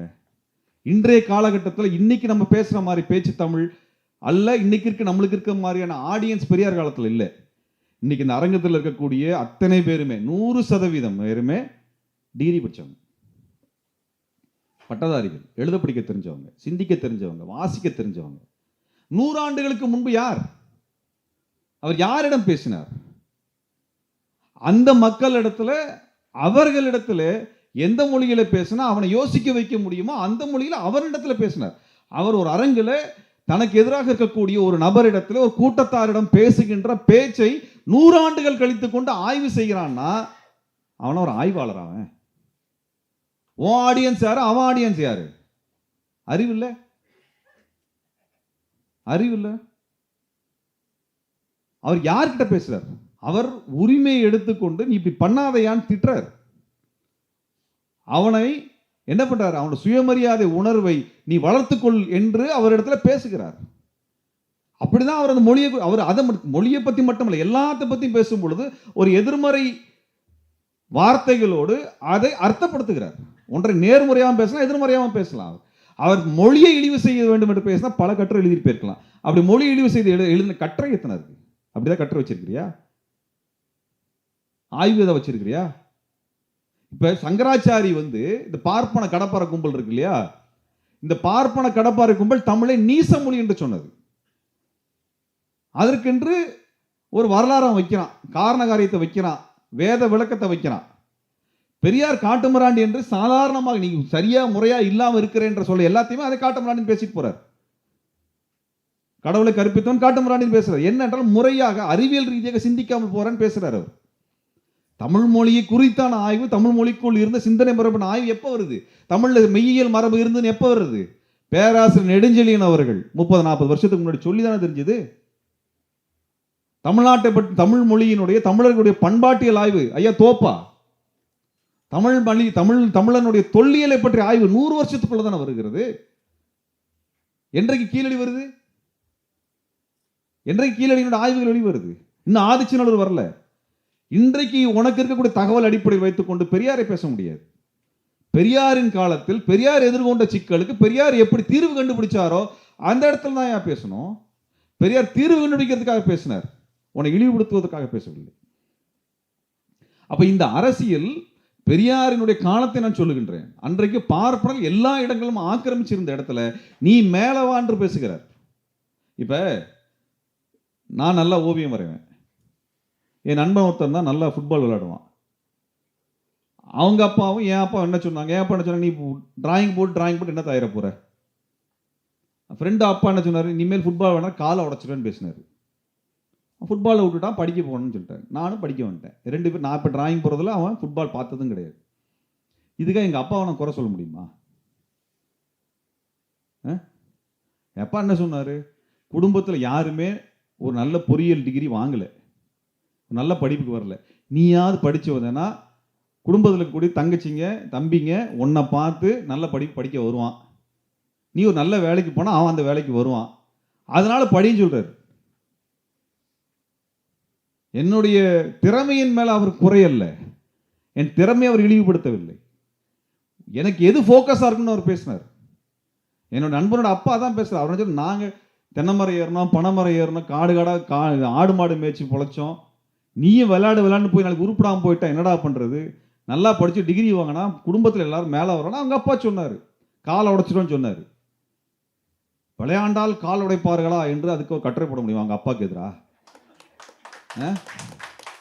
ஏன் மெஸ்ஸி வரவில்லையா? ஏன் ரொனால்டோ வரவில்லையா?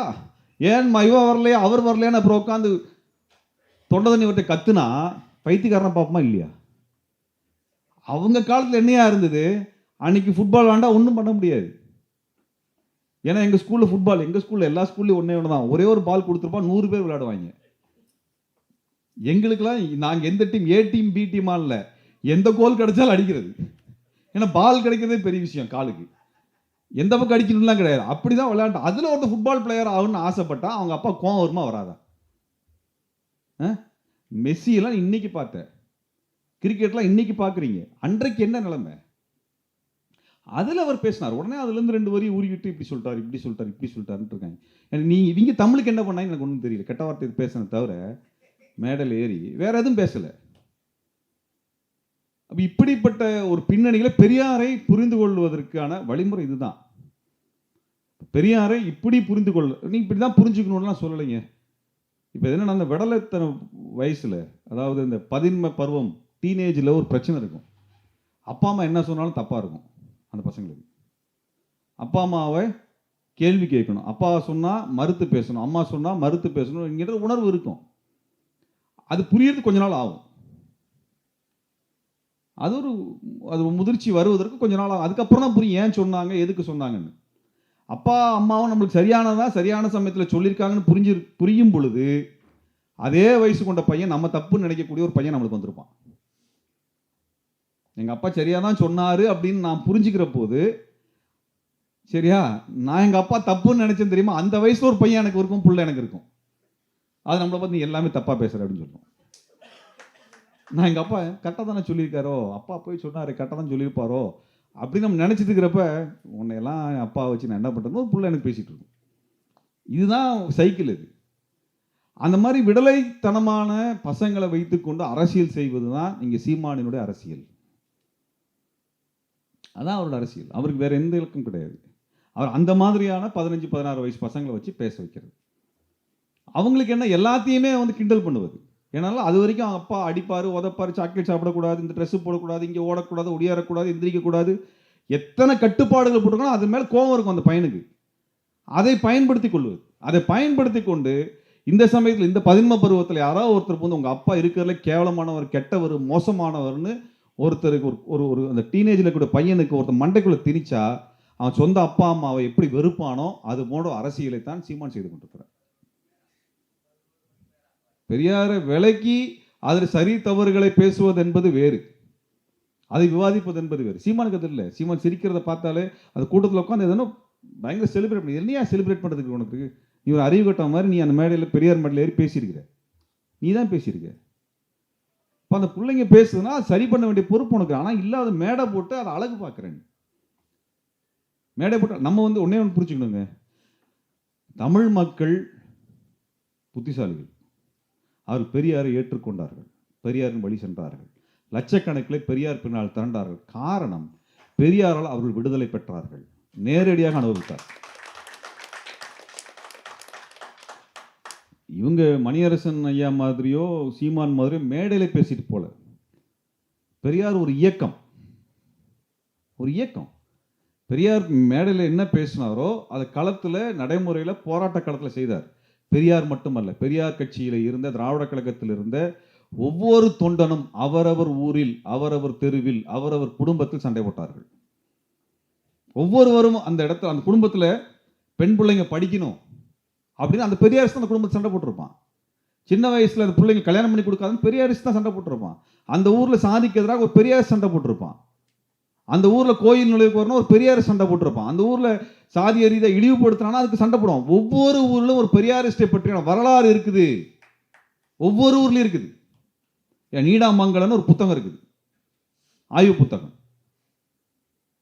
அதை எடுத்து படிச்சு பாருங்க. நீடாமங்கலத்துல சமபந்தி போஜனத்துல பட்டியல் சமூக மக்கள் சாப்பிட வந்தாங்கிறதுக்காக எப்படி பார்ப்பனர்கள் அடித்தார்கள், அவர்களை துன்புறுத்தினார்கள், பண்ணையார்கள் அடித்தார்கள், அதற்கு எப்படி எதிர்வினை ஆற்றினார்கள் பெரியாரிஸ்டுகள் என்று புத்தகம் இருக்கிறது.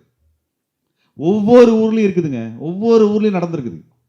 இவங்க எல்லாம் பேசுற மாதிரி பெரியாரை வீழ்த்தி விட முடியாது. பெரியார் என்பது ஒரு ஆல மரத்தை போல விழுதுகளோடு வேர்களோடு ஊன்றி நிற்கக்கூடிய இடம் அது. ஒவ்வொரு ஊர்ல இருக்குது. ஒவ்வொரு ஊர்ல ஏதாவது ஒரு பெரியார் சண்டை போட்டிருக்கான், ஏத்துன்னு இருக்கான், கேள்வி கேட்டிருக்கான். என்ன விஷயம்னா பெரியாரிஸ்டுகள் வேலை செய்வார்கள், போராடுவார்கள். அதுல எல்லாமே பதிவாயிருக்குன்னு சொல்ல முடியாது. எல்லாரையும் பதிவாயிருன்னு சொல்லியிருக்க முடியாது. பெண் குடும்பத்தில் இருந்த தாத்தா பெரியாரோடு இருந்தவர், இணைந்து வேலை செய்தவர், 40களிலிருந்து வேலை செய்தவர். அவர் எங்க குடும்பத்தில் எதையும் சொன்னதில்லை அவரை பற்றி. அவரை பற்றி எந்த விஷயம் எங்களுக்கு தெரியாது. அவர் மறைவுக்கு பிறகு, அவர் சமீபத்தில் தான் மறைஞ்சார், 10 ஆண்டுகளுக்கு முன்பு மறைந்தார், 92 வயசுல. அவரை பற்றி பல ஊர்களுக்கு செல்லும் பொழுது, கொங்கு மண்டலத்துக்குள்ளாக பல ஊர்களுக்கு செல்லும் பொழுது அவரை பற்றி மற்றவங்க சொல்லி தான் நான் கேள்விப்பட்டிருக்கிறேன். மற்றவங்க சொல்லி தான் நான் கேள்விப்பட்டிருக்கேன், வேற எதுவும் இல்லை. இப்ப அவர் செந்தலை கௌதமன் ஐயா அவர்கள் ஆசிரியர் அவர்களுடைய பிறந்தநாள் விழா செய்தியா போட்டிருக்கும் பொழுது அதில் ஒன்று எழுதியிருக்கிறார். தஞ்சை மண்டலத்தில் ஒன்றிணைந்த தஞ்சை மாவட்டத்திற்குள்ளாக பரப்புரை பயணம் செய்த காலத்தில் ஆசிரியர் வீரமணியை அவர்களை அந்த பரப்புரை இணைத்து கொண்டு அந்த பரப்புரை மேற்கொண்ட ஆறுமுகனார் திருமுருகனுடைய தாத்தான் எழுதியிருக்கிறார். அப்படிதான் எனக்கு தெரியும். பெரியாரிஸ்டுகள் இப்படிதான் இருந்திருக்கிறாங்க.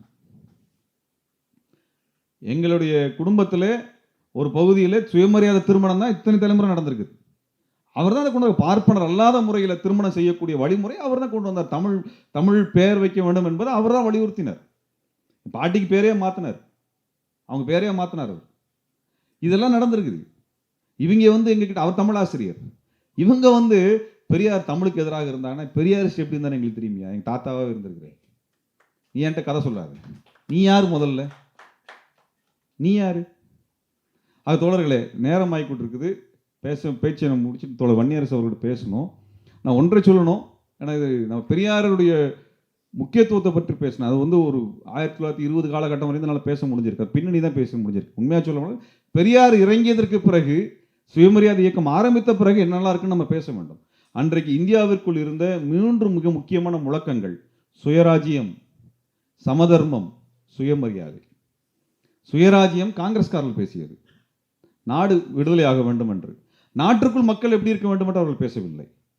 சமதர்மத்தை குறித்து கம்யூனிஸ்டுகள் பேசினார்கள். சமதர்மம் உருவாக வேண்டும் என்று பேசினார்கள். ஆனால் சுயமரியாதை என்பது ஒரு மனிதனுடைய இழிவை, இந்த மதம், இந்து மதம் அவன் மீது திணித்த இழிவை குறித்து அதை நீக்க வேண்டும் என்று போராடியது சுயமரியாதை. இந்த 3 போக்குகள் முக்கியமான போக்குகள். இந்த 3 போக்குகளுக்கு அப்பால் இதற்கு எதிராக, அந்த 3 போக்குகளுக்கும் எதிராக இருந்ததுதான் இந்துத்துவ அமைப்பு. சீமான் சொல்லுகிறார், நான் பிராமண கடப்பாறையை கொண்டு திராவிட கோட்டை இடைப்பேன் என்று. திராவிட கோட்டை தமிழர்களால் கட்டப்பட்டது. பிராமண கடப்பாறை ஆரியர்களால் உருவாக்கப்பட்டது. ஆரியர்களால் உருவாக்கப்பட்டது. இந்த பிராமணன் என்கிற வார்த்தை, பிராமண கடப்பாறைன்னு பேசுறார். பிராமணன் என்றால் என்ன? பிராமணன் என்றால் ஜாதி அல்ல. ஐயர்னா ஜாதி, ஐயங்காரனா ஜாதி. நீங்க யாருன்னு ஒருத்தன் ஜாதியை பத்தி கேட்டா அவங்க எல்லாரும் ஏதோ அவங்க ஜாதியை சொல்லுவோம். ஆனா ஐயரு ஐயங்கார்கிட்ட போய் நீ என்ன ஜாதின்னு கேட்டா நான் பிராமணன் சொல்லுவான். அது ஜாதி அல்ல. ஐயர் என்றால் அவர் சைவ வழிமுறையில் இருக்கிறவர். ஐயங்கார்னா வைணவ முறை, வடகலையோ தென்கலையில இருக்கிறவர். அவர் வழிபடுகின்ற முறை, அவர் நம்பிக்கை முறை தான் அந்த சொல்லுது, சாதி சொல்லுது. நமக்கெல்லாம் அப்படிதான். நம்ம வேலை சார்ந்தோ, தொழில் சார்ந்தோ, இடம் சார்ந்தோ, ஊர் சார்ந்தோ சாதி என்பது ஏதோ ஒன்று குறிக்கும். ஆனால் பிராமணன் என்பது வர்ணம், சாதி அல்ல. சாதிக்கு மேல வர்ணம் தான் எந்த ஜாதி மேல் எந்த ஜாதி கீழ் என்று நிர்ணயம் செய்வது. வெறும் சாதி அல்ல, வெறும் சாதி ஏற்றத்தாழ்வை நிர்ணயம் செஞ்சிடாது. அந்த ஜாதி எந்த வர்ணத்தை சார்ந்தது என்பதுதான் ஏற்றத்தாழ்வை நிர்ணயிக்கும். அப்ப பார்ப்பனன், இவர் சொல்லக்கூடிய பிராமணன் என்கின்றது பிரம்மாவின் தலையிலிருந்து வந்தவன் என்கின்ற அர்த்தம். அந்த வார்த்தை பிராமணன் என்கின்ற வார்த்தை பிரம்மாவின் தலையிலிருந்து வந்தவன் என்ற அர்த்தம். அப்படி என்றால் சீமான் பிரம்மாவின் எங்கிருந்து வந்தார் என்று பார்த்தால் பிரம்மாவின் காலிலிருந்து வந்தார். அப்ப அவர் பிராமண கடப்பாரை தூக்குறாருன்னா பிராமண கடப்பாரை ஒரு சூத்திரன் தூக்குகிறார். எதற்காக? தமிழனுடைய அரசியல் இடிக்க வேண்டும் என்பதற்காக. அப்ப பிராமணன் என்று சொன்னால் வர்ணத்தை சொன்னோம்னா நம்ம வர்ணத்தை சொல்லணும். நீங்க யாராவது ஒருத்தர் சாதியை பத்தி பேச்சு வந்துச்சுன்னா ஐ எம் பிராமின் சொன்னா தயவுசெய்து ஜாதியை சொல்லும் வர்ணத்தை சொல்லாதன்னு சொல்லுங்க. நாம் வர்ணத்தை எதிர்க்கிறோம். பிராமண எதிர்ப்பு என்பது ஒரு வன்ம அரசியல், வெறுப்பு அரசியல் பேசுறான். பிராமண எதிர்ப்பு என்பது வர்ணத்தை பேசுகிறோம். ஏற்றத்தாழ்வை வரையறை செய்யக்கூடிய ஒரு கோட்பாட்டை பேசுகிறோம், தனி மனிதன் அல்ல. சாதினா சாதியை பேசு. I am a proud Brahmin சொன்னா மீன்ஸ் வாட்? Means what? நீ பிரம்மாவின் தலையிலிருந்து பிறந்தவன் பெருமையோட பேசுனா அந்த பிரம்மாவினுடைய காலிலிருந்து பிறந்தவன் நான் என்று நான் சொல்ல வேண்டும். நீ உன் சாதியை சொன்னா நான் என் சாதியை சொல்லலாம். நீ உன் வர்ணத்தை சொன்னால் நான் என் வர்ணத்தை சொல்லணும். அப்படின்னு என்னது? என் வர்ணம் என்ன? சூத்திரன். சூத்திரன். ஆரியர்கள் மட்டும்தான் 3 அடுக்குகளுக்கு ஏற்றுக்கொண்டவர்கள்: பிராமணன், சத்திரியன், வைசியன். நம்ம ஊர்ல சில பேர் சத்திரியன் சொல்லிக்கிறாங்க, வைசியன். இவர்களை எல்லாம் பிராமணர்களுடைய வேதங்கள் ஏற்றுக்கொள்ளவில்லை. இவர்கள் எல்லாம் சத்திரியர்கள் என்றோ வைசியர்கள் என்றோ வேதத்திலோ ஸ்மிருதியிலோ சுருதியிலையோ ஆரண்யங்களிலேயோ புராணங்களிலோ எங்கேயும் இல்லை. இவங்களா வச்சுக்கிறான் பெருமைக்கு, இவனா பெருமையா வச்சுக்கிறான், வேற ஒன்றும் இல்லை. அவனுடைய வேத சனாதன கட்டுமானத்தில் தமிழர்களில் எந்த சாதியும் வைசியனும் அல்ல, சத்திரியனும் அல்ல. நம்ம பெருமைக்கு நம்ம வச்சுக்கலாம், அது அல்ல. அவனுடைய வேதப்படி இருபிறப்பாளர்கள். பூணூல் போட்டவன் இருபிறப்பாளர், முப்பூரி நூல் போட்டவன் என்றது இருபிறப்பாளர்கள். இருபிறப்பு அம்மா வயிற்றிலிருந்து பிறக்கிறது ஒரு பிறப்பு. பெண் என்பவள் தீட்டுக்குரியவள். தீட்டுப்பட்டவள் உடலிலிருந்து அந்த குருதியிலிருந்து வருகிறாய், ஆகவே தீட்டாக பிறக்கிறாய். அதை கழுவி புனிதப்படுத்தி வேதத்தை சொல்லி மந்திரத்தை சொல்லி உன்னை புனிதப்படுத்தி உன்னை புனிதமான இன்னொரு பிறவியாக நான் மாற்றுகிறேன். அந்த மாற்றுகிறேன் என்கின்ற அந்த ப்ராசஸ்ல தான் பூணூல் போடுறான். இதற்கு பிறகுதான் நீ புனிதமானவனாக மாறுகிற, உன் தீட்டை நான் கழித்து விட்டேன்னு அர்த்தம். பூணூல் போட்டால் அம்மாவின் வயிற்றில் பெண்ணின் வயிற்றிலிருந்து தீட்டுப்பட்ட பெண்ணின் வயிற்றிலிருந்து வந்த அந்த மானுட பிறவியை அந்த தீட்டை கழித்து புனிதமானவனாக நான் மாற்றி அவனுக்கு அதன் அடையாளமாக பூணூல் மாட்டுகிறேன் என்று அர்த்தம். பூணூல் மாட்டல என்ன அர்த்தம்? அதே தீட்டோட அலையிறன்னு அர்த்தம். அதே தீட்டில் அலையிறன்னு அர்த்தம். இந்த பூணூல் போடுவது பிராமண பெண்களுக்கு கிடையாது, அந்த உரிமை அவங்களுக்கு கிடையாது. அவர்கள் தீட்டுப்பட்ட, நிரந்தரமாக தீட்டுப்பட்டவர்கள். நான் அந்த கஸ்தூரி போன்ற நடிகர்களாக இருந்து இன்றைக்கு பிஜேபிக்கு பேசணும் கூட சொல்றேன். உங்க சமூகத்தில் இந்த முப்பூரி நூலை மந்திரம் சொல்லி உன் தீட்டு கழிச்சு உங்களுக்கு பூணூல் போடுவானா? உங்களுக்கு ஏன் பூணூல் அனுமதிக்கிறது இல்லை? ஏன் அனுமதிக்கிறது இல்லை? உங்களை கஸ்தூரி போன்றவர்கள் சொல்ற உங்களை இந்த பெண்களை இழிவுபடுத்துகின்ற இந்த சாஸ்திர சம்பிரதாயங்களை நிராகரித்து இவர்கள் மனுஷிகள் என்று சொன்னவர் தந்தை பெரியார். தந்தை பெரியார். நான் வெளிப்படையா சவால் விடுறேன்.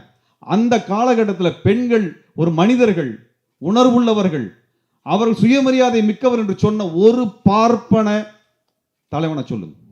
ஒரு பார்ப்பன தலைவன் உங்க சாதியில சொல்லுங்க. சொல்லுங்க.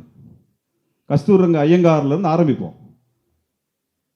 அங்கிருந்து ஆரம்பிச்சு ராஜாஜியிலிருந்து குள்ளுகப்பட்ட என்று சொல்லுகின்ற ராஜாஜியிலிருந்து உங்கள் சமூகத்தில் பெண்களை சமமாக பாவியுங்கள் என்று 100 ஆண்டுகளுக்கு முன்பு தந்தை பெரியாரினுடைய சமகாலத்தில் சொன்ன ஒரு தலைவன் உங்க சாதியில சொல்லுங்க.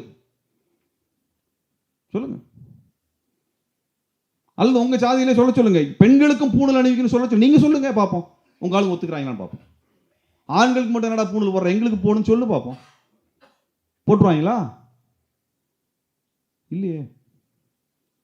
அப்ப இந்த இருபிறப்பாளர்கள் என்று சொல்லுவார்கள் ஆரியர்கள் மட்டும்தான் இருபிறப்பாளர்கள். அவர்கள் ஆரியர்கள். அவர்களை தவிர மற்றவர்கள் திராவிடர்கள். இவன் நாம் தமிழர்காரன் சொல்ற மாதிரி தெலுங்கர்கள் அல்ல, இந்தியா முழுவதும் திராவிடர்கள் இருக்கிறார்கள். ஆரியர்கள் வருவதற்கு முன்பு இங்கு இருந்தவர்கள் திராவிடர்கள். அதில் மூத்த இனம், மூத்த குடி, வளர்ந்த குடி, நாகரிகம் அடைந்த குடி என்று சொல்லப்படுகின்ற இனமாக, தேசிய இனமாக தமிழினம் இருக்கிறது. அதுதான் முக்கியம். அவ்வளவுதான்.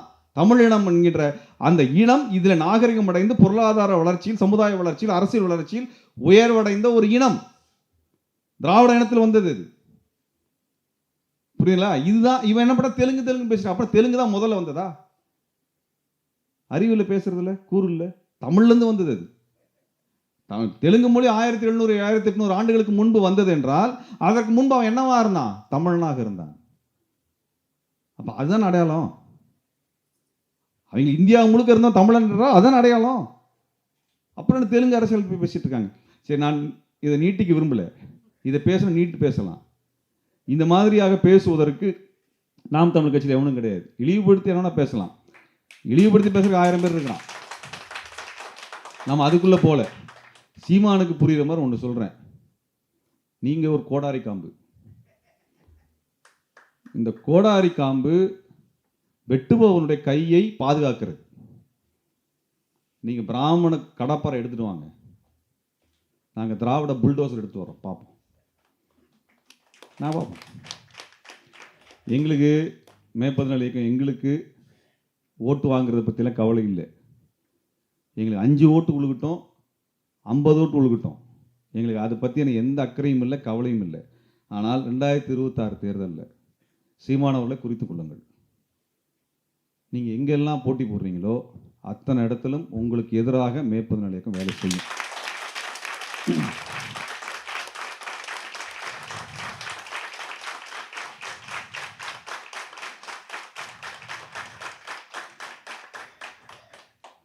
துரோகிகளை ஒளி என்று மேதகு சொன்னார். நாங்கள் வழியில் வந்தவர்கள். சீமானை சொல்லிக்கிறேன், உமக்கு எதிராக ஏனென்றால் நீங்க பிஜேபியோட பி டீம்லாம் கிடையாது, நீங்க தான் பிஜேபி.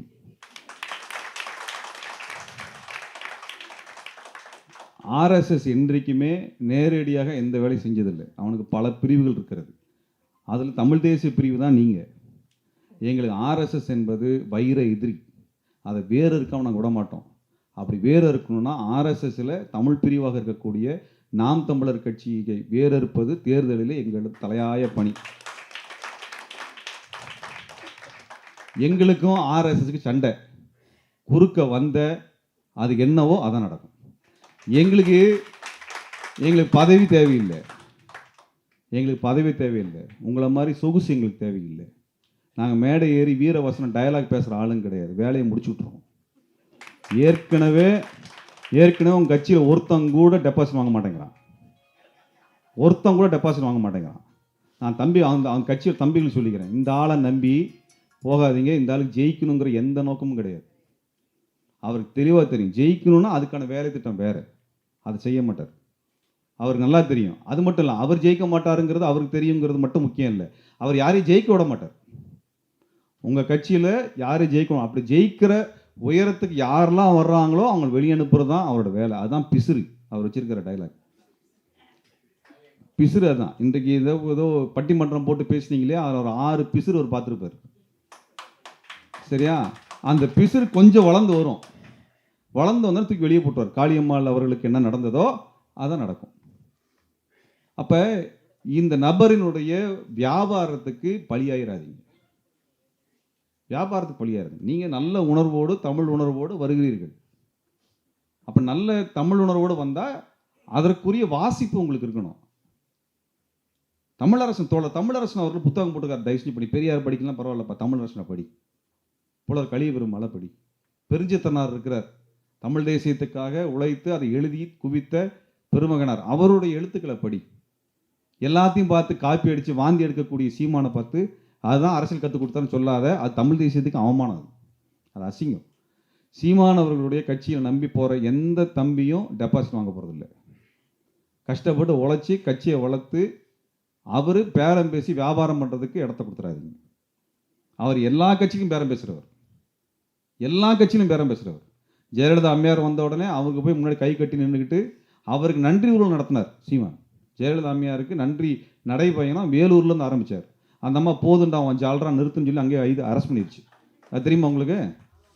2011 தலைவர் வந்து திராவிடத்தை வீழ்த்துறேன்னு சொல்லக்கூடிய இந்த பார்ப்பன கடப்பாறையை தூக்கிட்டு வர்றாரு. இந்த டிக்கெட்டு வேலூர்லேருந்து நான் நடைபயணம் ஜெயலலிதா நன்றி தெரிவிக்கிறேன்னு அந்த அம்மா அப்போயே அடக்கி உட்கார வச்சிருச்சு.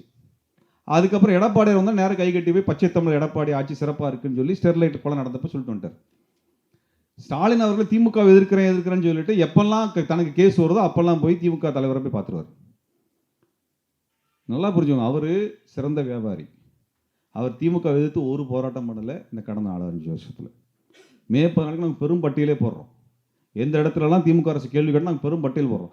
அந்த பட்டியலில் 0.25% அல்ல 10% கூட திமுக அரசை கேள்வி கேட்டு சீமான் போராடினது கிடையாது. எல்லா இடத்துலையும் போய் நேராக பேரம் பேசுறது மட்டும்தான் வேலை. இப்போ விஜய்க்கு எதிராக பேசுறது ஏதோ விஜயை வந்து இவர் எதிர்க்க நினைச்சிடாதீங்க. அவர் திமுக விஜயை எதிர்க்குது, விஜய் திமுக எதிர்க்கிறன்னு உடனே இவர் திமுகவோட சேர்ந்து நின்று விஜய் எதிர்க்கிறார், வேற ஒன்றும் கிடையாது. அதுக்கு போய் பேரம் பேச போயிருக்காரு. என்ன பேசினார் என்ன வாங்கினார் நம்மளுக்கு தெரியாது, அது தனி கதை. ஆனால் அந்த நபர் நம்பிக்கைக்குரிய நபர் அல்ல. 16 வருஷமாக பார்த்துருக்குறோம். 16 வருஷமாக மக்களோட உணர்வை வைத்துக்கொண்டு வியாபாரம் பண்ணக்கூடிய ஒரு வியாபாரி.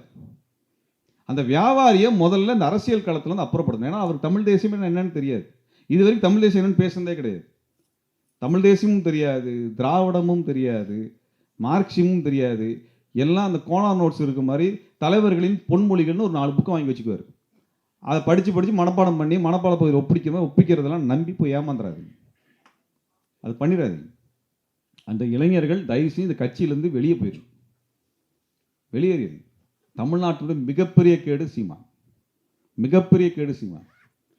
அந்த நபருடைய அரசியலை, தேர்தல் அரசியலை ஒழித்து கட்டுவதை ஒரு வேலை திட்டமாக நாம் எடுத்துக்கொள்ள வேண்டும். ஏன்னா தோழர் இளமாறன் இங்கே இருக்கார், பெரும் போராட்டத்துக்கு சொந்தக்காரர். அவருக்கு பேர் வந்து ஜெகன். அவங்க அப்பா பெரிய தமிழ் உணர்வாளர், குட்டிமணி ஜெகன் தங்கத்துறை வெளிக்கடை சிறையிலே ஈழ போராளிகளாக இருந்து சிறைப்பட்டு அவர்கள் படுகொலை செய்யப்பட்ட போது அந்த ஜெகனின் நினைவாகத்தான் அவருக்கு ஜெகன் என்று பெயர் வைத்தார்.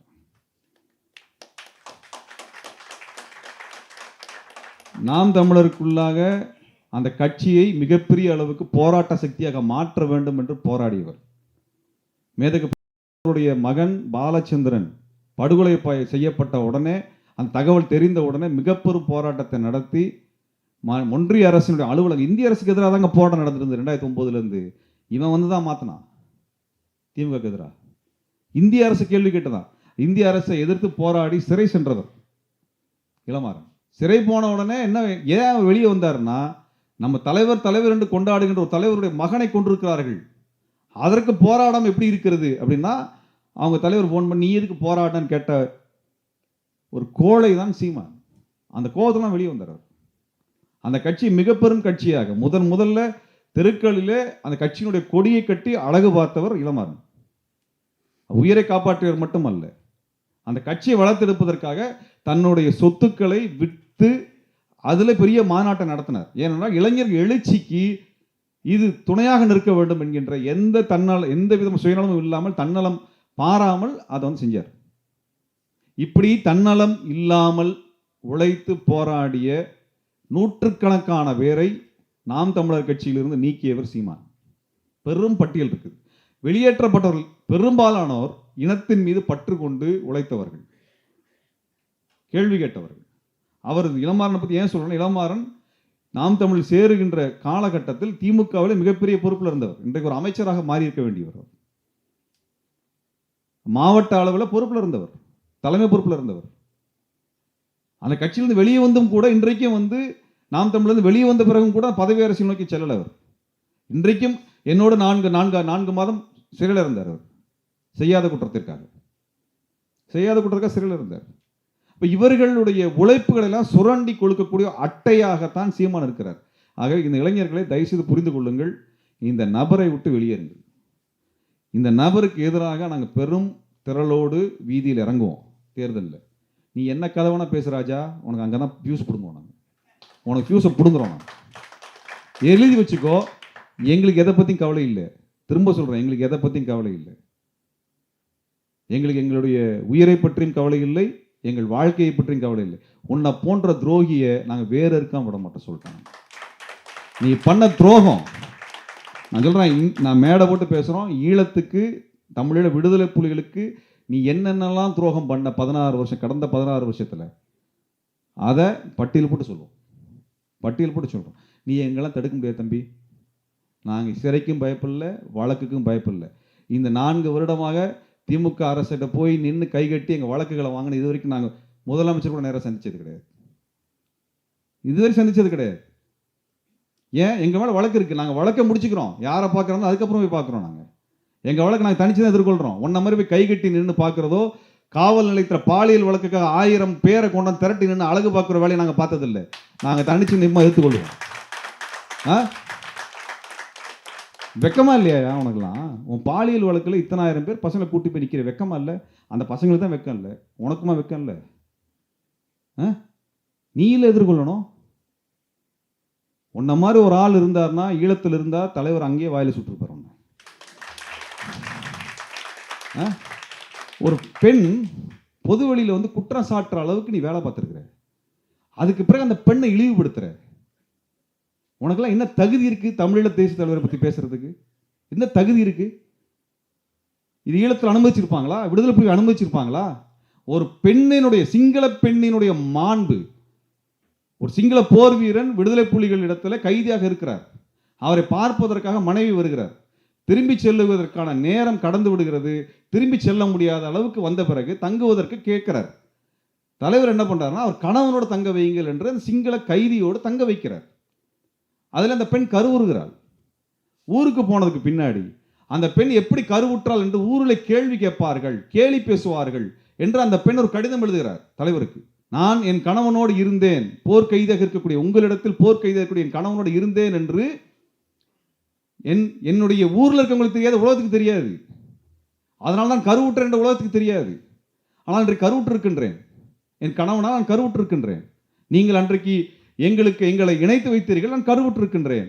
இன்றைக்கு உலகத்தில் அந்த அவமானத்தை சுமக்க முடியாது என்று கடிதம் எழுதிய பொழுது அந்த சிங்கள வீரனை உடனடியாக விடுதலை செய்து அந்த மகளோடு சேர்த்து வையுங்கள் என்று சொன்னவர்.